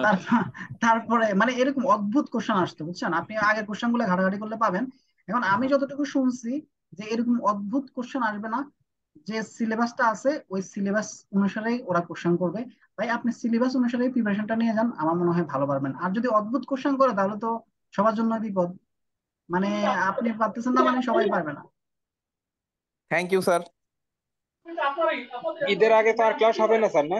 না, ঈদের আগে আর কোনো ক্লাস হবে না, ঈদের পরে হবে। আমি গ্রুপে জানা দিব। সবাই কিন্তু আমাকে ওই যে ইনবক্সে নক করাচ্ছে, যদি আপনি গ্রুপটা ফলো করেন, কারণ আমি সব ইনস্ট্রাকশন কিন্তু ওকে, গ্রুপে দিয়ে ওকে। দিই। মানে যত আপডেট যত কিছু আছে সবকিছুই কিন্তু গ্রুপে পাবেন। আর ওকে, আপনাদের থ্যাংক ইউ জন্য স্যার। আরেকটা ভালো খবর দিয়ে রাখি, সেটা হচ্ছে কি, আমার আগের ব্যাচ, 2টা ব্যাচ, ওখানে অলমোস্ট অনেকেই আছেন, মানে সবাই রিকোয়েস্ট করছে যেটা হচ্ছে আরেকটা সাবজেক্ট রেডি করে দিতে। তো ঈদের ছুটিতে আমি চেষ্টা করবো মানে অলরেডি 2টা সাবজেক্ট রেডি করে ফেলেছি। আর সেটা ল হচ্ছে কি, অ্যান্ড প্র্যাকটিস জেনারেল ব্যাংকিংটা যদি একটু করতেন এটা তো করতে পারছি একটা না। হইতো। এটা করতে পারছি না। আমি করতেছি হচ্ছে মানিটারি, আমি হচ্ছে কি ফাইন্যান্সিয়াল স্টুডেন্ট। তো সে কারণে আমি মানিটারি অ্যান্ড ফাইন্যান্সিয়াল পলিসিটা করতেছি। যদি আপনাদের মানিটারি অ্যান্ড ফাইন্যান্সিয়াল পলিসি মানে ফাইন্যান্সিয়াল ইনস্টিটিউশন থাকে, তাহলে ঈদের পরে হয়তো আমি এটা ক্লাস শুরু করবো, আপনারা অ্যাটেন্ড করতে পারেন আর কি ওটাতেও। আর অন্য সাবজেক্ট হয়তো মনে হয় না পারবো, কারণ এগুলো আসলে অনেক টাইম দেওয়া লাগে, নোট মেক করতে অনেক সময় লাগে। কারণ এমনিতে যারা তো নকল করে কেউ তো দিয়ে দেওয়া যায়, তাহলে এটা তো হইলো না, ইথিক্যাল হইলো না, আনইথিক্যাল হয়ে গেল। আমি চেষ্টা করি যে একদম গুছাই দিতে, গুছাই নোটগুলো বানাইতে, এবং আমি নিজেও আপনাদেরকে ভালোভাবে বুঝাই দিতে, যাতে আপনার ওই যে ঠিকঠাক মতো এত বেশি সময় না দিয়ে পড়তে হয়, যাতে মাথায় থাকে এবং ওইটাই আপনি পরীক্ষার হলে যাই লিখে দিতে পারেন। স্যার আমি আপনি নেক্সট একটু ট্রাই করেন যেন এই মানে আমাদের যে আইবিবির যে সাবজেক্ট গুলো আছে সবগুলো হলে আর কি, তাহলে সুবিধা হয় আমাদের জন্য একটু, ঠিক আছে? গোছানো জিনিস পাইলাম, দেখা যাচ্ছে আমরাও একটু ট্রাই করলাম, বাদ বাকি আল্লাহ ভরসা। ভালো বর্ষা ইনশাল্লাহ, দেখি না, এবার তো সম্ভব না এবার, কারণ সময় লাগে, আমি বলেছি আস্তে আস্তে হয়তো হবে আর কি। আমি সময় পেলে কাজ করবো, সময় পাওয়া যায় না আসলে, বুঝছেন? ওই বাচ্চা কাচ্চা, এই যে এখন ওদের, আমার হচ্ছে এখন বাসা খালি, আমার ফ্যামিলিকে বাড়িতে দিয়ে আসছিলাম। এখন থাকলে তো দেখা যায় যে ওই দরজার উপরে, দরজা বন্ধ করলেই বাচ্চা চিল্লাচিল্লি করে। এখন এটা হচ্ছে মুশকিল বিষয়, বুঝছেন? আর সারাদিন পরিশ্রমও তো হয় স্যার অনেক। হ্যাঁ, সারাদিন পরিশ্রম করে টাইম দেওয়া কিন্তু মুশকিল হয়ে যায়। কারণ অনেকগুলা বই তো ঘাটাঘাটি করতে হয়, অনেকগুলা বই ঘাটাঘাটি করতে হয়। তারপরে তারপরে হচ্ছে কি, ওই নিজেও তো এটার একটা, আমি পড়াশোনা তো আরো আগে করছি, তো নিজেরও একটা আন্ডারস্ট্যান্ডিং একটা বিষয় আছে। তো তাহলে থ্যাংক ইউ, আজকের মতো এখানে শেষ করছি। আপনাদের সাথে আবার ইনশাল্লাহ ঈদের পর দেখা হবে। সবাই ভালো থাকবেন। আপনিও ভালো অগ্রিম ঈদ থাকবেন, মোবারক। দোয়া করবেন আমাদের জন্য। অবশ্যই তো আমার জন্য দোয়া করবেন ইনশাল্লাহ। যতটুকু পারি আমি চেষ্টা করবো আপনাদেরকে হেল্প করতে। আসসালামু আলাইকুম। ওকে ভাইয়া, ঈদ ঈদ মোবারক, মোবারক। আল্লাহ হাফেজ। আসসালামু আলাইকুম জি।